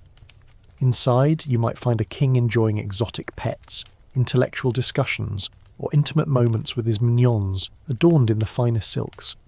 Outside, the same man would be walking barefoot, perhaps bleeding from self-inflicted scourges, seeking spiritual purification. This duality baffled and alienated many, making him seem unpredictable and unreliable as a leader. It's a bit like someone obsessively sunbathing with crocodile dung sunscreen, then immediately going indoors to spend hours in a darkened secret room, seemingly contradictory behaviours that only intensify curiosity. The psychological aspect of these processions is fascinating. Was this a king genuinely tormented by his sins, seeking divine forgiveness? Or was it a performance, a desperate attempt to manipulate public opinion in a deeply religious age? Perhaps it was both. The immense pressure of the wars of religion, the constant threat of assassination, and the deep personal isolation he must have felt could have driven him to seek solace and expression in such extreme forms of piety. These public displays might have been a way for him to exorcise his inner demons or to find a sense of control in a kingdom spiralling into chaos. His religious advisors, particularly those from the more austere Counter-Reformation movements, likely encouraged these displays, seeing them as a means to redeem the king's image and secure divine favour for France. But for the average Parisian, who had heard the rumours of his pervert games, it was difficult to reconcile the image of the penitent king with the scandalous monarch. This created an enduring sense of mistrust and further solidified the League's narrative of his moral corruption. A mainstream historical fact is that the Catholic League effectively used religious fervour as a powerful political tool against Henri. Their own processions, often massive and filled with armed citizens, were demonstrations of their popular support and their challenge to the king's authority. Henri's processions, while personally significant, often felt like isolated acts in comparison. Lacking the widespread grassroots support that the League commanded, they symbolised his increasing isolation, even in matters of faith. The symbolism of his confraternity robes, particularly the hooded cowl, is also significant. It suggested equality and penance, blurring social distinctions in the eyes of God.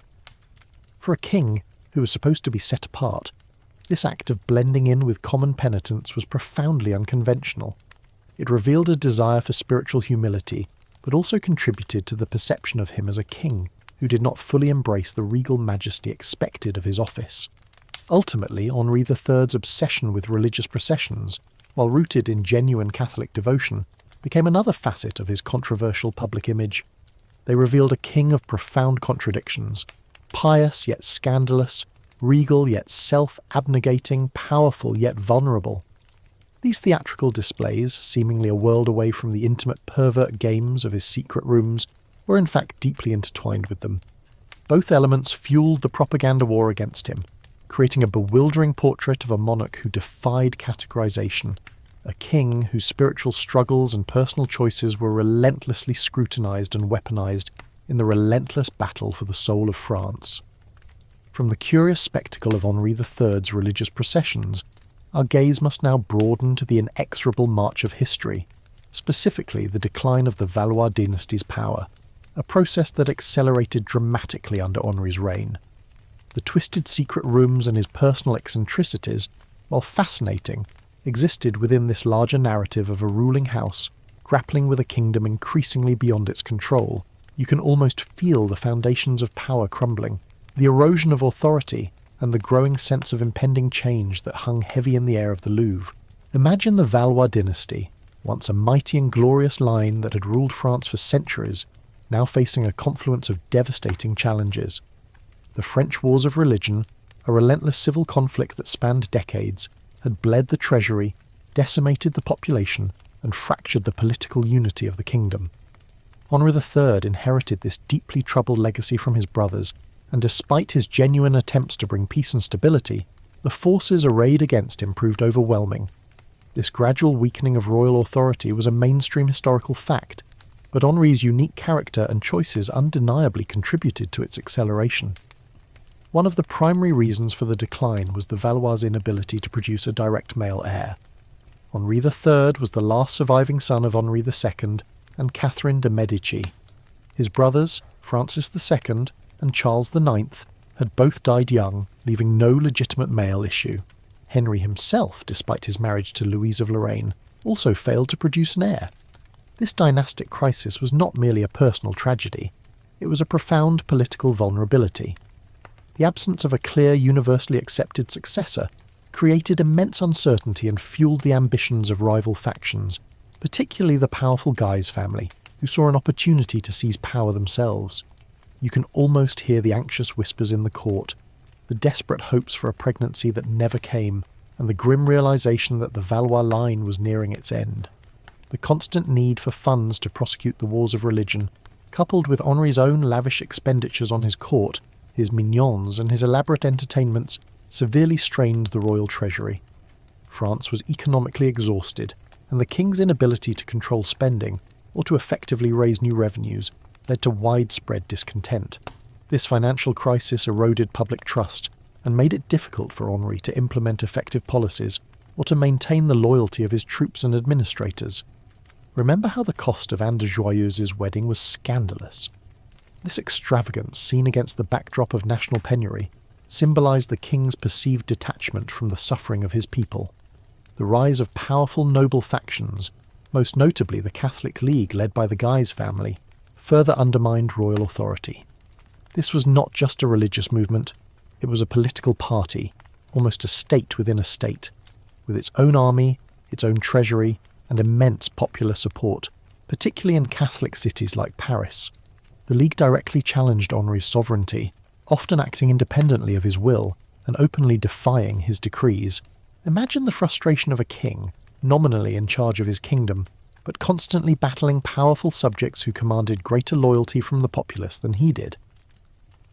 Historians still argue whether Henri's perceived perversions were genuine expressions of his sexuality, deliberate political statements, or simply the exaggerated slander of his numerous enemies. Regardless, these accusations were expertly wielded by the League to paint him as an illegitimate ruler, further weakening his claim to power. Henry's own personal style and the perception of his pervert games also played a significant, if less direct, role in the decline. In a highly patriarchal and traditional society, a king perceived as effeminate, weak, or unnatural lost crucial legitimacy. The constant propaganda from the Catholic League, depicting him in women's clothing or engaged in scandalous acts with his mignons, eroded his public image and made it difficult for him to inspire the loyalty and respect necessary to govern effectively. This was a king whose very person became a lightning rod for political opposition, a quirky or fringe tidbit of how personal scandal became a tool of dynastic collapse. The assassination of key figures, particularly the Duc de Guise, which we'll delve into later, while intended to reassert royal authority, ultimately backfired, plunging the kingdom into even deeper chaos and alienating large segments of the Catholic population. Such desperate measures by the king underscored his waning control and the extreme nature of the political crisis he faced. It was a mainstream historical fact that shocked Europe and further destabilised the already precarious Valois position. The increasing power of regional parliaments and the Estates General also contributed to the decline. These bodies, representing various social classes, sought to assert their own authority and place limits on royal power, often using the ongoing crises as leverage. Imagine a king constantly having to negotiate and compromise with powerful assemblies, rather than simply issuing decrees. This fragmented governance made it nearly impossible for Henri to implement a cohesive national policy or to project an image of undisputed authority. The very court of Henri III, while a place of artistic refinement and personal indulgence, was also a microcosm of the Valois decline. The intense factionalism, the duels between mignons and other nobles, and the pervasive atmosphere of suspicion and intrigue highlighted the king's inability to unite his own aristocracy. Instead of a cohesive ruling class working in concert with the monarch, the court was a battleground of competing interests and personal animosities, often fueled by the king's own choices and companions. Henri's mother, Catherine de' Medici, a formidable political operator, had struggled for years to maintain the Valois grip on power amidst the religious wars. Her death in 1589 removed a crucial stabilising force and left Henri even more isolated and vulnerable. She had often acted as a mediator, negotiator, and a source of shrewd political advice. Without her, Henri was left to navigate the treacherous waters alone, further highlighting the dynasty's precarious position.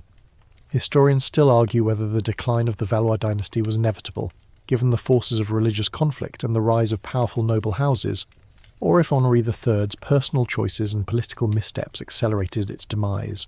It's a complex interplay of grand historical forces and individual agency. While the seeds of decline were sown before his reign, his particular way of ruling, his unconventional court, and his inability to secure an heir certainly sealed the Valois' fate. The concept of divine right, so crucial to monarchical legitimacy, was also being challenged during this period. The Catholic League, in their propaganda against Henri, often implied that God had withdrawn his favour from the king due to his sins. This theological assault on his legitimacy was profoundly damaging, directly attacking the very foundation of Valois rule. Remember that crocodile dung? It was the culmination of decades of religious warfare, financial mismanagement, and political fragmentation. Henri, despite his intelligence and personal charm, was unable to stem the tide. His private life, particularly the pervert games, and his controversial mignons, became powerful symbols of perceived royal decadence and weakness, providing ammunition for his enemies and further eroding the legitimacy of his rule. The twisted secret rooms of the Louvre, where he sought personal refuge and indulgence, became silent witnesses to the slow, agonizing collapse of a once mighty royal line, a decline that would eventually pave the way for a new dynasty to rise from the ashes of religious war. From the broad strokes of the Valois dynasty's decline, our focus now sharpens to the insidious web of plots and conspiracies that constantly swirled around King Henri III. His twisted secret rooms, designed for privacy and personal indulgence, often became the very nexus of these schemes, as both his enemies and even some ostensible allies sought to undermine, control, or outright overthrow him. You can almost feel the chilling breath of paranoia, the weight of hidden daggers, and the ever-present threat of betrayal in the very air of the Louvre. Imagine ruling a kingdom where trust was a luxury, and every smile might conceal a dagger. Henri III lived in such a world. His position as king was not a guarantee of safety or loyalty, indeed it made him a prime target. The political landscape of France during the wars of religion was a viper's nest of shifting alliances, powerful noble factions and religious extremism all vying for control. This constant threat of conspiracy was a mainstream historical fact, but Henri's unique vulnerabilities, his perceived weakness, his lack of an heir, and the scandalous nature of his private life made him particularly susceptible. The most formidable and relentless conspirators were the leaders of the ultra-Catholic League, particularly the powerful Guise family. They saw Henri as a weak and illegitimate ruler, a king who was not sufficiently zealous in his Catholicism and who was corrupted by his pervert games and his mignons. Their ultimate goal was to replace him, either by forcing him to appoint one of their own as his successor, or by outright deposition.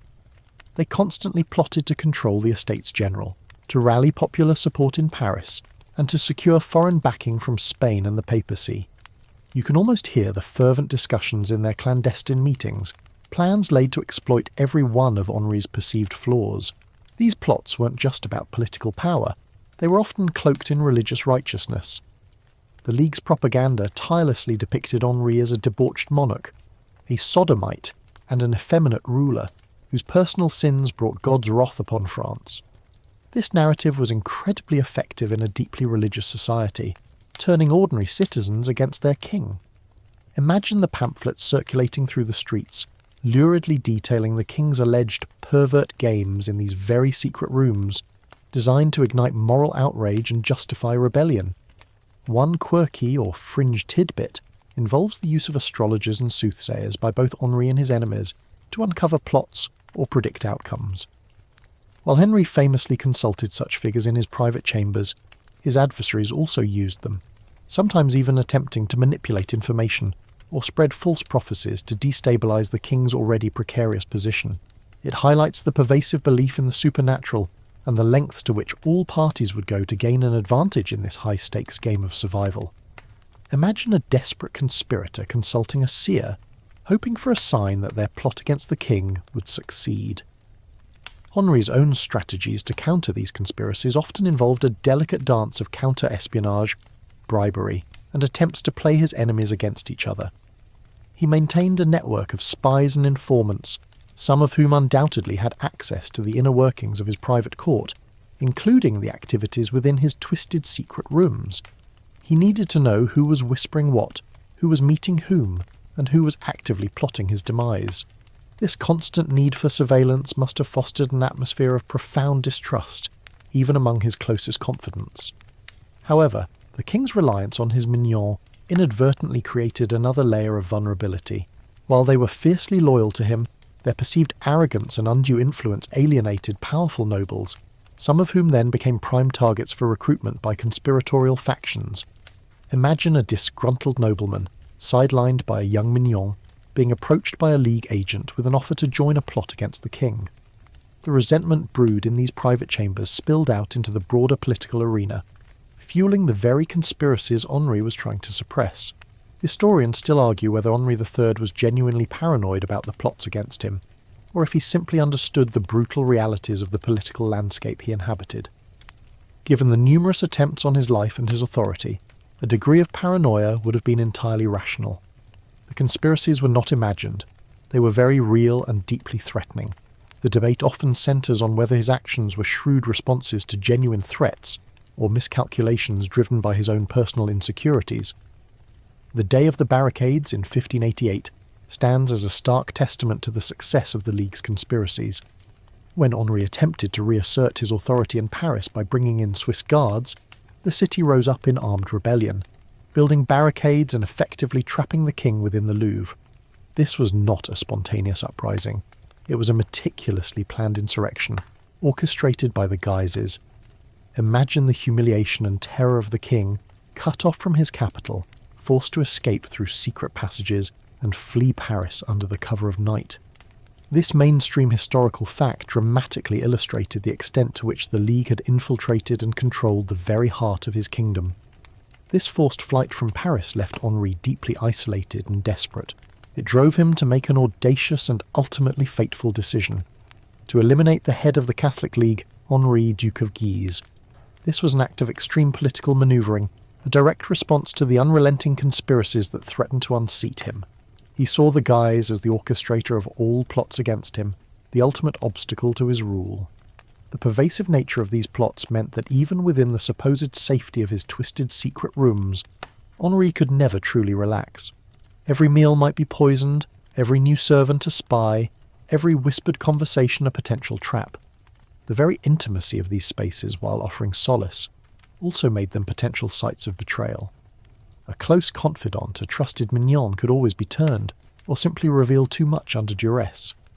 The psychological toll of living under such constant threat must have been immense. It might have contributed to his often reported mood swings, his periods of deep melancholy, and his oscillating between moments of intense personal indulgence and fervent religious penance. The stress of constant vigilance, of knowing that powerful enemies were always plotting, would have been crushing for any ruler, let alone one already burdened by religious war and dynastic crisis. Remember that crocodile dung sunscreen? How unusual it seemed. The extraordinary lengths Henri went to protect himself, physically and politically, were equally unusual. He couldn't just rely on traditional methods, he had to constantly innovate, to use his wits and his unique insights to survive in a court where everyone seemed to be playing a dangerous game. Ultimately, the plots and conspiracies against King Henri III were not mere background noise. They were central to his reign and ultimately led to his demise. His enemies expertly exploited his personal eccentricities and the scandalous rumours originating from his twisted secret rooms to undermine his legitimacy and rally popular support against him. The king, caught in a web of religious fanaticism and aristocratic ambition, fought a desperate battle for survival. These plots reveal a king under siege, constantly wary, and ultimately forced to take desperate measures that would seal his own tragic fate. The whispers of these conspiracies still linger in the hidden corners of the Louvre, a testament to a king who, even in his most private moments, could never truly escape the relentless machinations of his enemies.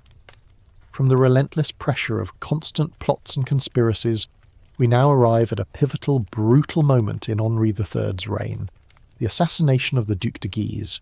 This wasn't merely an act of violence, it was a desperate, calculated gamble by a king pushed to the brink, an attempt to sever the head of the Hydra that was the Catholic League, an organisation that had used the very whispers from Henri's twisted secret rooms as fuel for their rebellion. You can almost feel the chilling resolve in the king's heart, the tense anticipation, and the final, irreversible plunge into direct confrontation. Imagine Christmas in Blois, 1588. Not a festive scene, but one thick with political tension. Henri III had summoned the Estates General to Blois, hoping to secure their support against the Catholic League. Instead, he found himself increasingly isolated, with the League, led by the immensely popular and ambitious Henri Duc de Guise, dominating the assembly. Guise, often called King of Paris, openly defied royal authority, and was seen by many fervent Catholics as France's true protector, even saviour. The king, having been driven from his own capital by Guy's orchestrated barricades, realised that he could no longer tolerate this challenge to his sovereignty. This critical political confrontation was a mainstream historical fact, setting the stage for a dramatic and bloody resolution. The decision to assassinate Guise was not taken lightly. Henri knew it would be an act of profound desperation, a violation of the sacred trust between monarch and subject, but he felt he had exhausted all other options. Guise's power had become so immense that he effectively controlled the kingdom, overshadowing the king himself. Henri's secret chambers, places for indulgence and contemplation, became clandestine war rooms, where he meticulously planned the deed with a handful of his most trusted advisers, including some of his mignons. This chilling shift in purpose for his private spaces underscores the dire straits in which the king found himself. On the morning of December the 23rd, 1588, the Duc de Guise was summoned to the king's private apartments in the Château de Blois. Imagine Guise, confident in his power, perhaps a little arrogant, striding through the corridors. He was a formidable figure, physically imposing and immensely popular, almost revered by his followers. As he entered the king's council chamber, he noticed that the usual guards were absent, replaced by Henri's personal bodyguard, the 45, many of whom were loyal only to the king himself. This subtle shift in personnel was the first ominous sign. As Guise drew back the curtain to enter the king's bedchamber, where Henri was supposedly waiting, he was suddenly set upon by several of the 45. They stabbed him repeatedly, viciously, even as he cried out. A struggle ensued, brief and brutal. You can almost hear the muffled screams, the grunts of exertion, and the sickening thud of a body falling. It was a swift, decisive act of regicide in reverse, a king eliminating a subject who had effectively usurped his power. This brutal assassination was a shocking, undeniable historical event that sent ripples of horror and outrage across Europe. A quirky or fringe tidbit of this event involves the aftermath. Henri III, with a macabre satisfaction, reportedly stepped out from behind a curtain after the deed was done, looked down at Guise's dying body and allegedly kicked it, before ordering the body to be burned and its ashes scattered to prevent any relics from being made of the martyred duke. Imagine the psychological state of a king driven to such a point of vengeful, almost ritualistic violence. This grim detail illustrates the depth of hatred and desperation that fueled Henri's action, revealing a man who'd been pushed beyond conventional limits. The assassination, far from solving Henri's problems, plunged France into even greater chaos. The Catholic League immediately declared Henri III a tyrant and a murderer, a monstrous figure who had violated divine law by killing a prince of the blood. The Pope excommunicated him. Paris erupted in fury, with preachers denouncing him from every pulpit. The very accusations of perversion and effeminacy that had originated from his private rooms now seemed to be confirmed by this brutal act. A king so weak and degenerate that he resorted to treachery. Historians still argue whether the assassination of Guise was a necessary evil to preserve the monarchy, or a catastrophic miscalculation that ultimately sealed Henri's own doom. The short-term gain was quickly overshadowed by long-term disaster. The act irrevocably alienated a vast swathe of his Catholic subjects, turning them into implacable enemies. Henri was now truly isolated, with the League controlling most of France, and his only remaining option was to form an unlikely alliance with his Protestant cousin and heir presumptive, Henri of Navarre. This alliance was a desperate gambit, a mainstream historical fact that shocked many and further inflamed religious passions.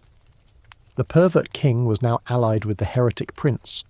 The secret rooms of the Louvre, where Henri had once indulged his mignons and pursued his esoteric studies, now carried the heavy burden of this dark deed.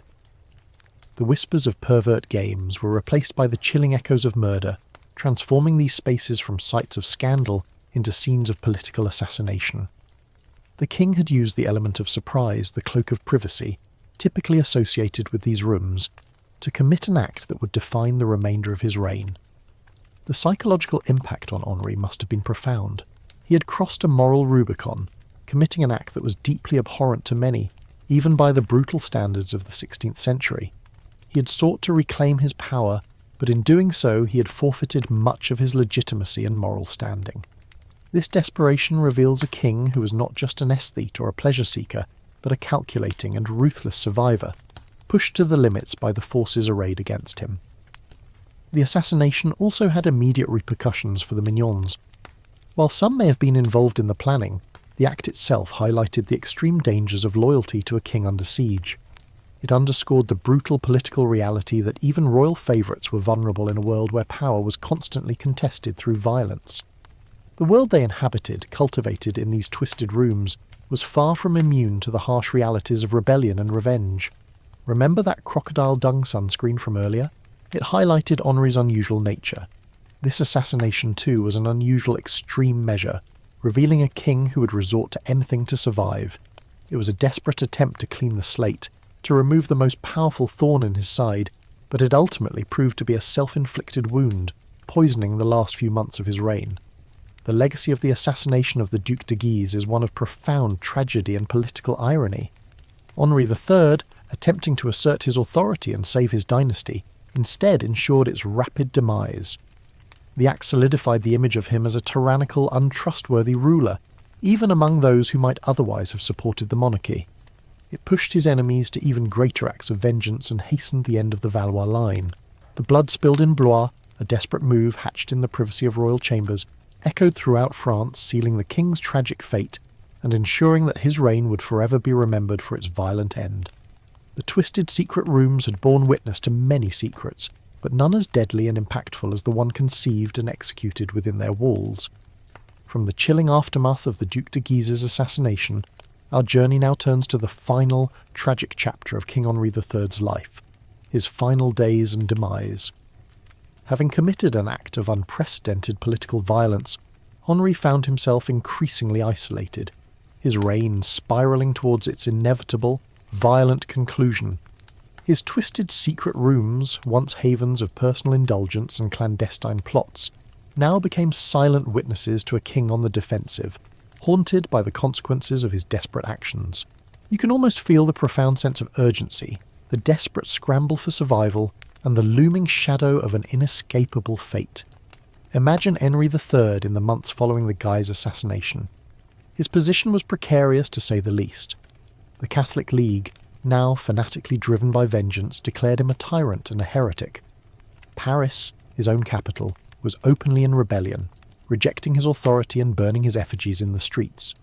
He was excommunicated by Pope Sixtus V, a devastating blow to a king who relied on divine right for his legitimacy. This profound isolation and the widespread condemnation he faced were mainstream historical facts that relentlessly pressed down upon him. His only viable option was the desperate alliance with his Protestant cousin, Henri of Navarre, the Bourbon heir presumptive. This was a pragmatic yet highly controversial move. The two Henris, once bitter enemies across the religious divide, now joined forces, uniting their armies to retake Paris from the League. You can picture them, the flamboyant Catholic king and the rugged Protestant prince, leading their combined forces towards the rebellious capital, a sight that must have bewildered and infuriated many. This alliance, born of necessity, represented the king's last desperate gamble for survival. As their combined forces besieged Paris in the summer of 1589, Henri III established his headquarters in Saint-Cloud, just outside the city. The atmosphere was one of tense anticipation. The city was on the verge of falling, its population divided and exhausted. Victory seemed within reach, yet the forces of fanatical opposition were still very much alive, seething with resentment against the tyrant king. It was into this volatile environment that a young fanatical Dominican friar named Jacques Clément entered the scene. Driven by the fervent rhetoric of the League and believing Henri III to be a truly impious and illegitimate ruler, a view undoubtedly fueled by the widespread rumours of his pervert games and the murder of Guise, Clément decided to act as God's instrument. This was a man consumed by religious zeal, convinced he was performing a righteous act. His determination to assassinate the king was a chilling manifestation of the deep religious hatred that Henri's reign had engendered. One quirky or fringe tidbit concerns the method by which Clément gained access to the king.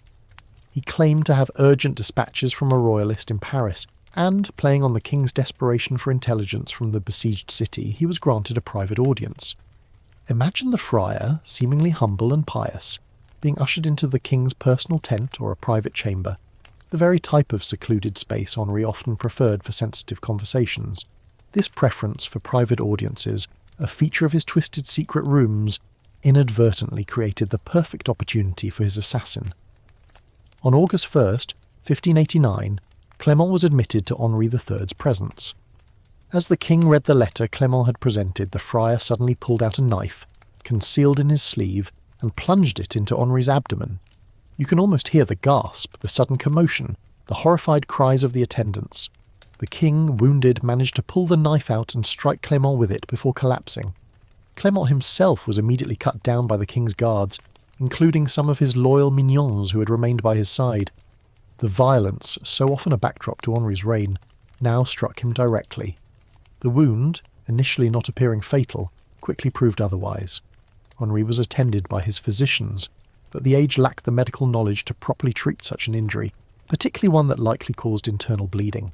As his condition worsened over the next day, Henri faced his mortality with a certain degree of composure. He understood the gravity of the situation and the implications for the future of France. His final hours were marked by significant political acts. Knowing he was dying, Henri formally recognised Henri of Navarre as his legitimate successor, urging his loyal nobles to accept him as the next king of France. This was an incredibly important mainstream historical fact, as it ensured a peaceful, albeit controversial succession, and ultimately brought an end to the wars of religion. Imagine the scene, the dying king surrounded by his weeping courtiers, passing the torch to his Protestant cousin, urging unity. It was a testament to his understanding of the need for dynastic continuity and national stability, even in his final moments. Historians still argue whether Henri's final moments were a demonstration of kingly duty and foresight, or if his earlier political miscalculations and personal excesses had made his assassination inevitable. Was he a victim of circumstances, or did his unconventional reign ultimately lead to his demise? The debate highlights the complex interplay between individual actions and the broader forces of history. His final act of naming Navarre arguably saved France from even deeper civil war. Yet it was an act born from the very desperation caused by his earlier failures. The role of his pervert games in his demise, while not directly causing the assassin's knife, was undeniably significant. The constant propaganda from the Catholic League, fueled by the rumours from his twisted secret rooms, had successfully painted him as a morally corrupt and illegitimate ruler. This demonisation created the climate in which a fanatical individual like Jacques Clément believed he was justified in taking the king's life. The whispers of scandal, nurtured in his private chambers, ultimately became cries for regicide in the public sphere. The death of Henri III marked the end of the Valois dynasty, a line that had ruled France for over 260 years. His assassination meant that the crown would pass to the Bourbon dynasty in the person of Henri IV. It was a dramatic and violent conclusion to a reign defined by contradiction, intrigue, and relentless religious warfare. The very instability he struggled to contain ultimately consumed him. The king's loyal mignons, some of whom were present at his deathbed, would have been devastated. They had staked their fortunes and their lives on their loyalty to Henri, and now their patron was gone, leaving them vulnerable in a new political order. Their grief and uncertainty would have been palpable, a personal tragedy amidst the sweeping historical changes. Remember the crocodile dung sunscreen. It represented Henri's unusual and hidden practices. His death, too, was unusual for a French king, an assassination that shattered the illusion of royal inviolability. It was a shocking end to a shocking reign, a violent punctuation mark on a life lived on the fringes of convention. As Henri III breathed his last breath, the twisted secret rooms of the Louvre, and indeed all of France, underwent a seismic shift. The king who had sought solace and freedom within those private confines was no more. His demise brought an end to an era of Valois rule, ushered in a new dynasty, and ironically paved the way for the eventual religious peace he had so desperately sought. His final days were a testament to the brutal realities of power, the ferocity of religious fanaticism, and the ultimate price paid by a king who, in life and in death, defied every expectation. His story, etched into the very stones of his beloved Louvre, remains a haunting reminder of a turbulent age and a king consumed by its fires. From the dramatic and violent conclusion of Henri III's life, we now step back to consider a broader canvas. The legacy of this misunderstood monarch.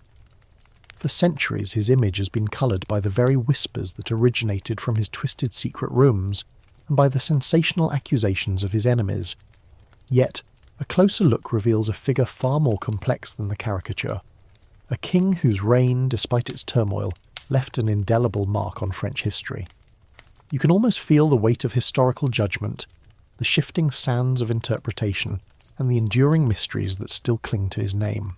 Imagine the historical record, a vast tapestry woven with threads of fact, propaganda, and personal bias. For a long time, the dominant narrative surrounding Henri III painted him as the effeminate king, the sodomite king, a weak, degenerate, and frivolous ruler, more concerned with his pervert games and his mignons than with the serious business of governance.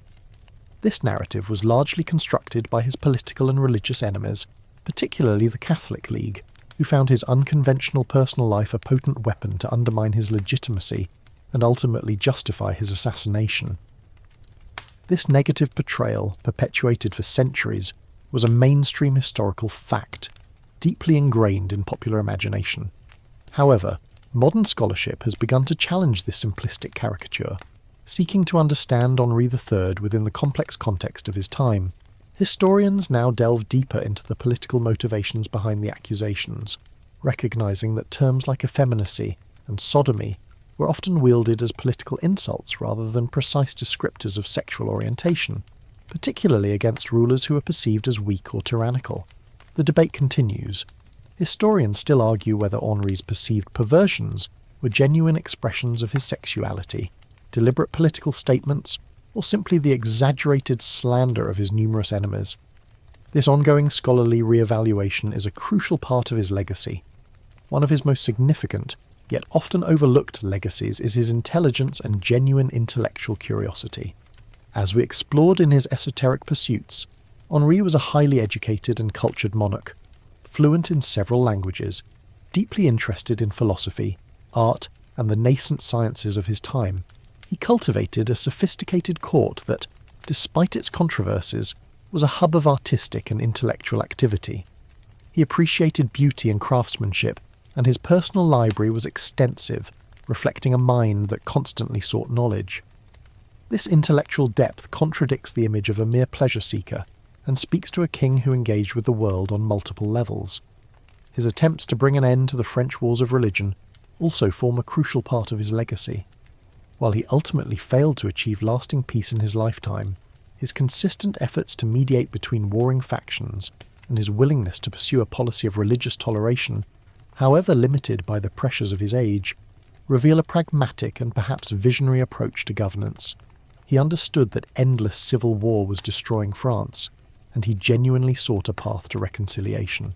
His final act of acknowledging Henri of Navarre as his successor, despite Navarre being a Protestant, was a testament to this deeper understanding of national interest over sectarian division. It was a crucial, mainstream historical fact that directly led to the Bourbon dynasty and the eventual Edict of Nantes. The influence of his unique personal style and his mignon is another complex aspect of his legacy. While it fueled his enemies' propaganda, it also marked him as a distinctive figure in European royalty. His flamboyant fashion choices, his love for pearls and lace, and his embrace of aesthetics over traditional martial masculinity challenged the very definition of kingship.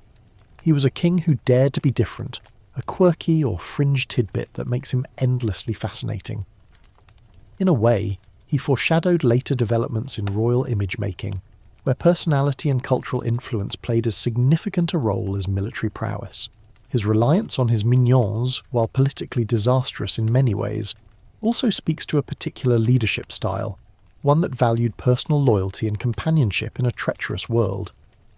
In a court riddled with powerful, often rebellious, noble families, Henri sought to create a loyal inner circle that owed everything to him.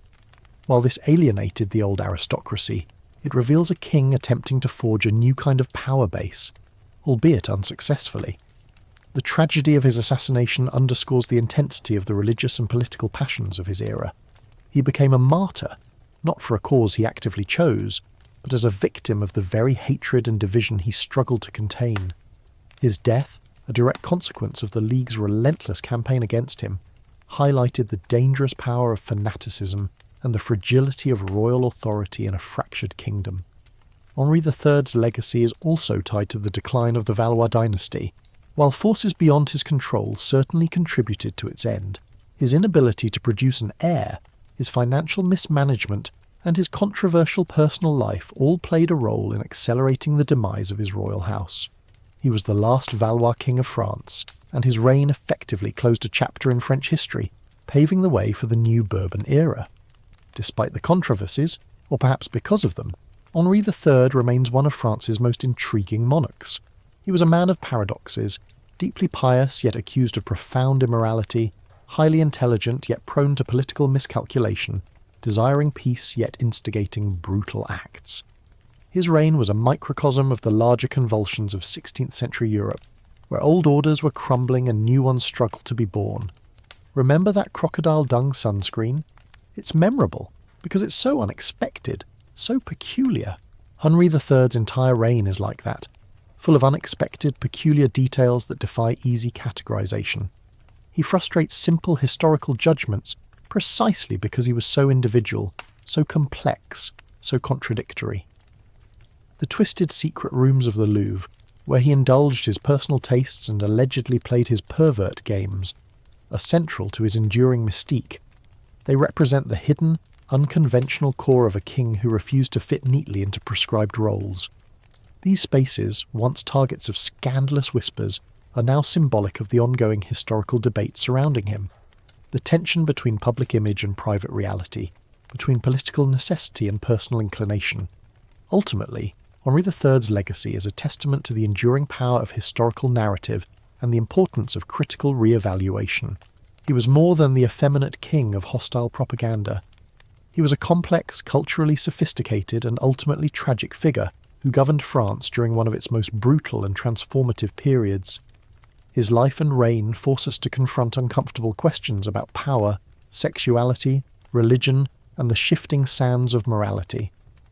The legacy of Henri III is not a simple, neat conclusion, but an open invitation to continue exploring the fascinating, often unsettling depths of a king misunderstood, yet undeniably unforgettable. From the nuanced and often debated legacy of Henri III, we now make our final transition, bringing our journey full circle to the very place it began, the Louvre. But this time, you experience it as it exists today, a magnificent museum, a repository of art and history. Yet, even amidst the throngs of tourists and the gleaming glass of the pyramid, the echoes of Henri III's twisted secret rooms still linger, a ghostly whisper in the grand narrative of this ancient palace. You can almost feel the presence of past lives, the lingering imprints of power and peculiarity, woven into the very fabric of the stones. Imagine walking through the galleries of the Louvre today. You see masterpieces from across the ages, but perhaps, with our journey complete, you now view them through a different lens. As you pass through the Renaissance wings, particularly those dating from the 16th century, you might pause. While Henri III's specific private chambers, those truly twisted secret rooms, may no longer exist in their original form, many were altered or destroyed in later renovations. Their spirit and the memory of what transpired within them undeniably permeate the atmosphere. The Louvre itself, the palace he loved and often retreated into, remains as a tangible connection to his reign. The sheer scale of the modern Louvre, a mainstream historical fact, can sometimes make it difficult to envision the more intimate personal spaces that monarchs like Henri III inhabited. Yet, the very architecture speaks of a desire for both public grandeur and private seclusion. You can picture the hidden staircases, the concealed doors, the labyrinthine corridors that once led to Henri's personal sanctuary, places where he could escape the relentless pressures of court life and indulge his unique proclivities, whether those were esoteric studies, his animal companions, or his pervert games with the mignons. Consider the art from Henri's period displayed within the Louvre. While direct portrayals of his most intimate moments are rare, after all they were secret rooms, the portraits of his mignons, or the elegant courtly scenes, can now be seen with a new understanding of the complex personal dynamics at play.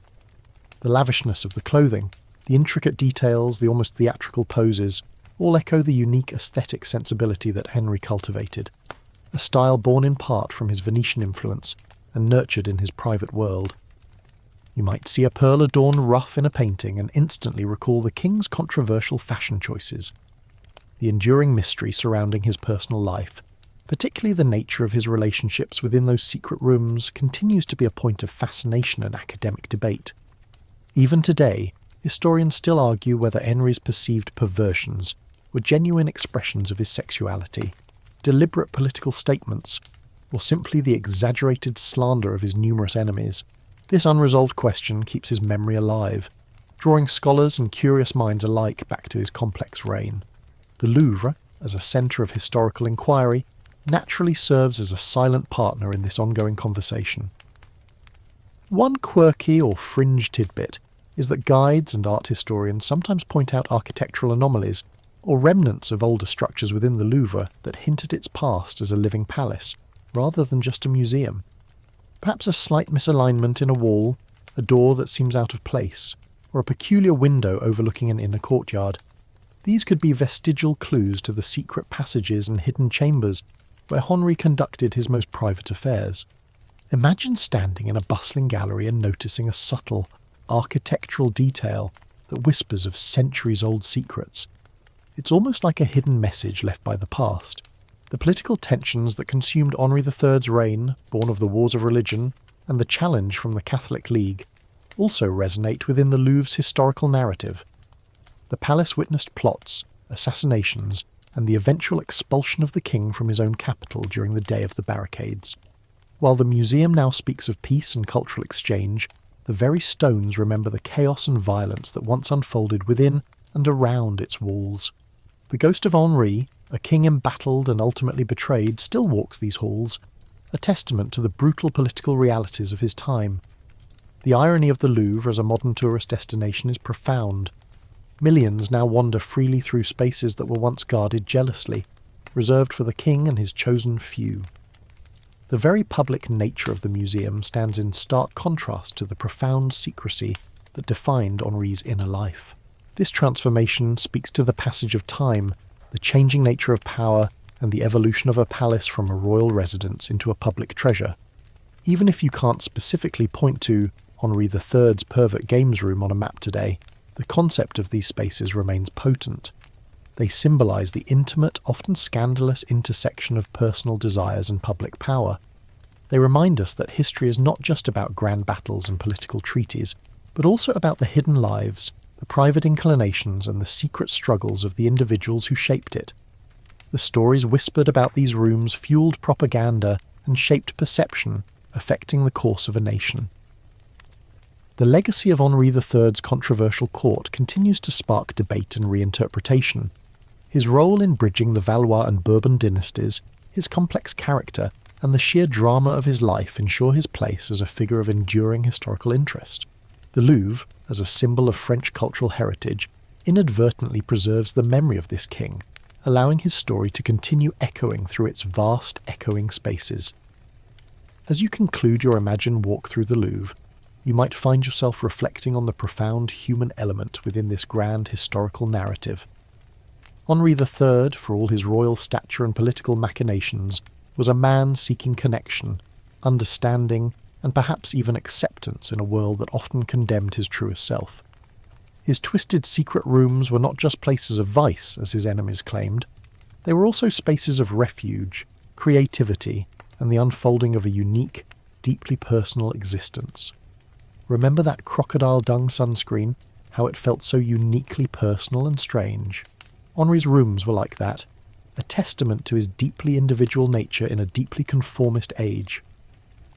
The Louvre today stands as a silent monument to countless lives, including that of Henri III. The echoes of his court, his mignons, his intellectual pursuits, his tragic end, and yes, even the whispers of his pervert games, are still embedded in its ancient stones. They remind us that history is not static. It is a living, breathing narrative, constantly re-examined and re-understood. As you drift into sleep tonight, perhaps you'll carry with you the image of a complex king, forever intertwined with the secrets of his magnificent and sometimes twisted palace.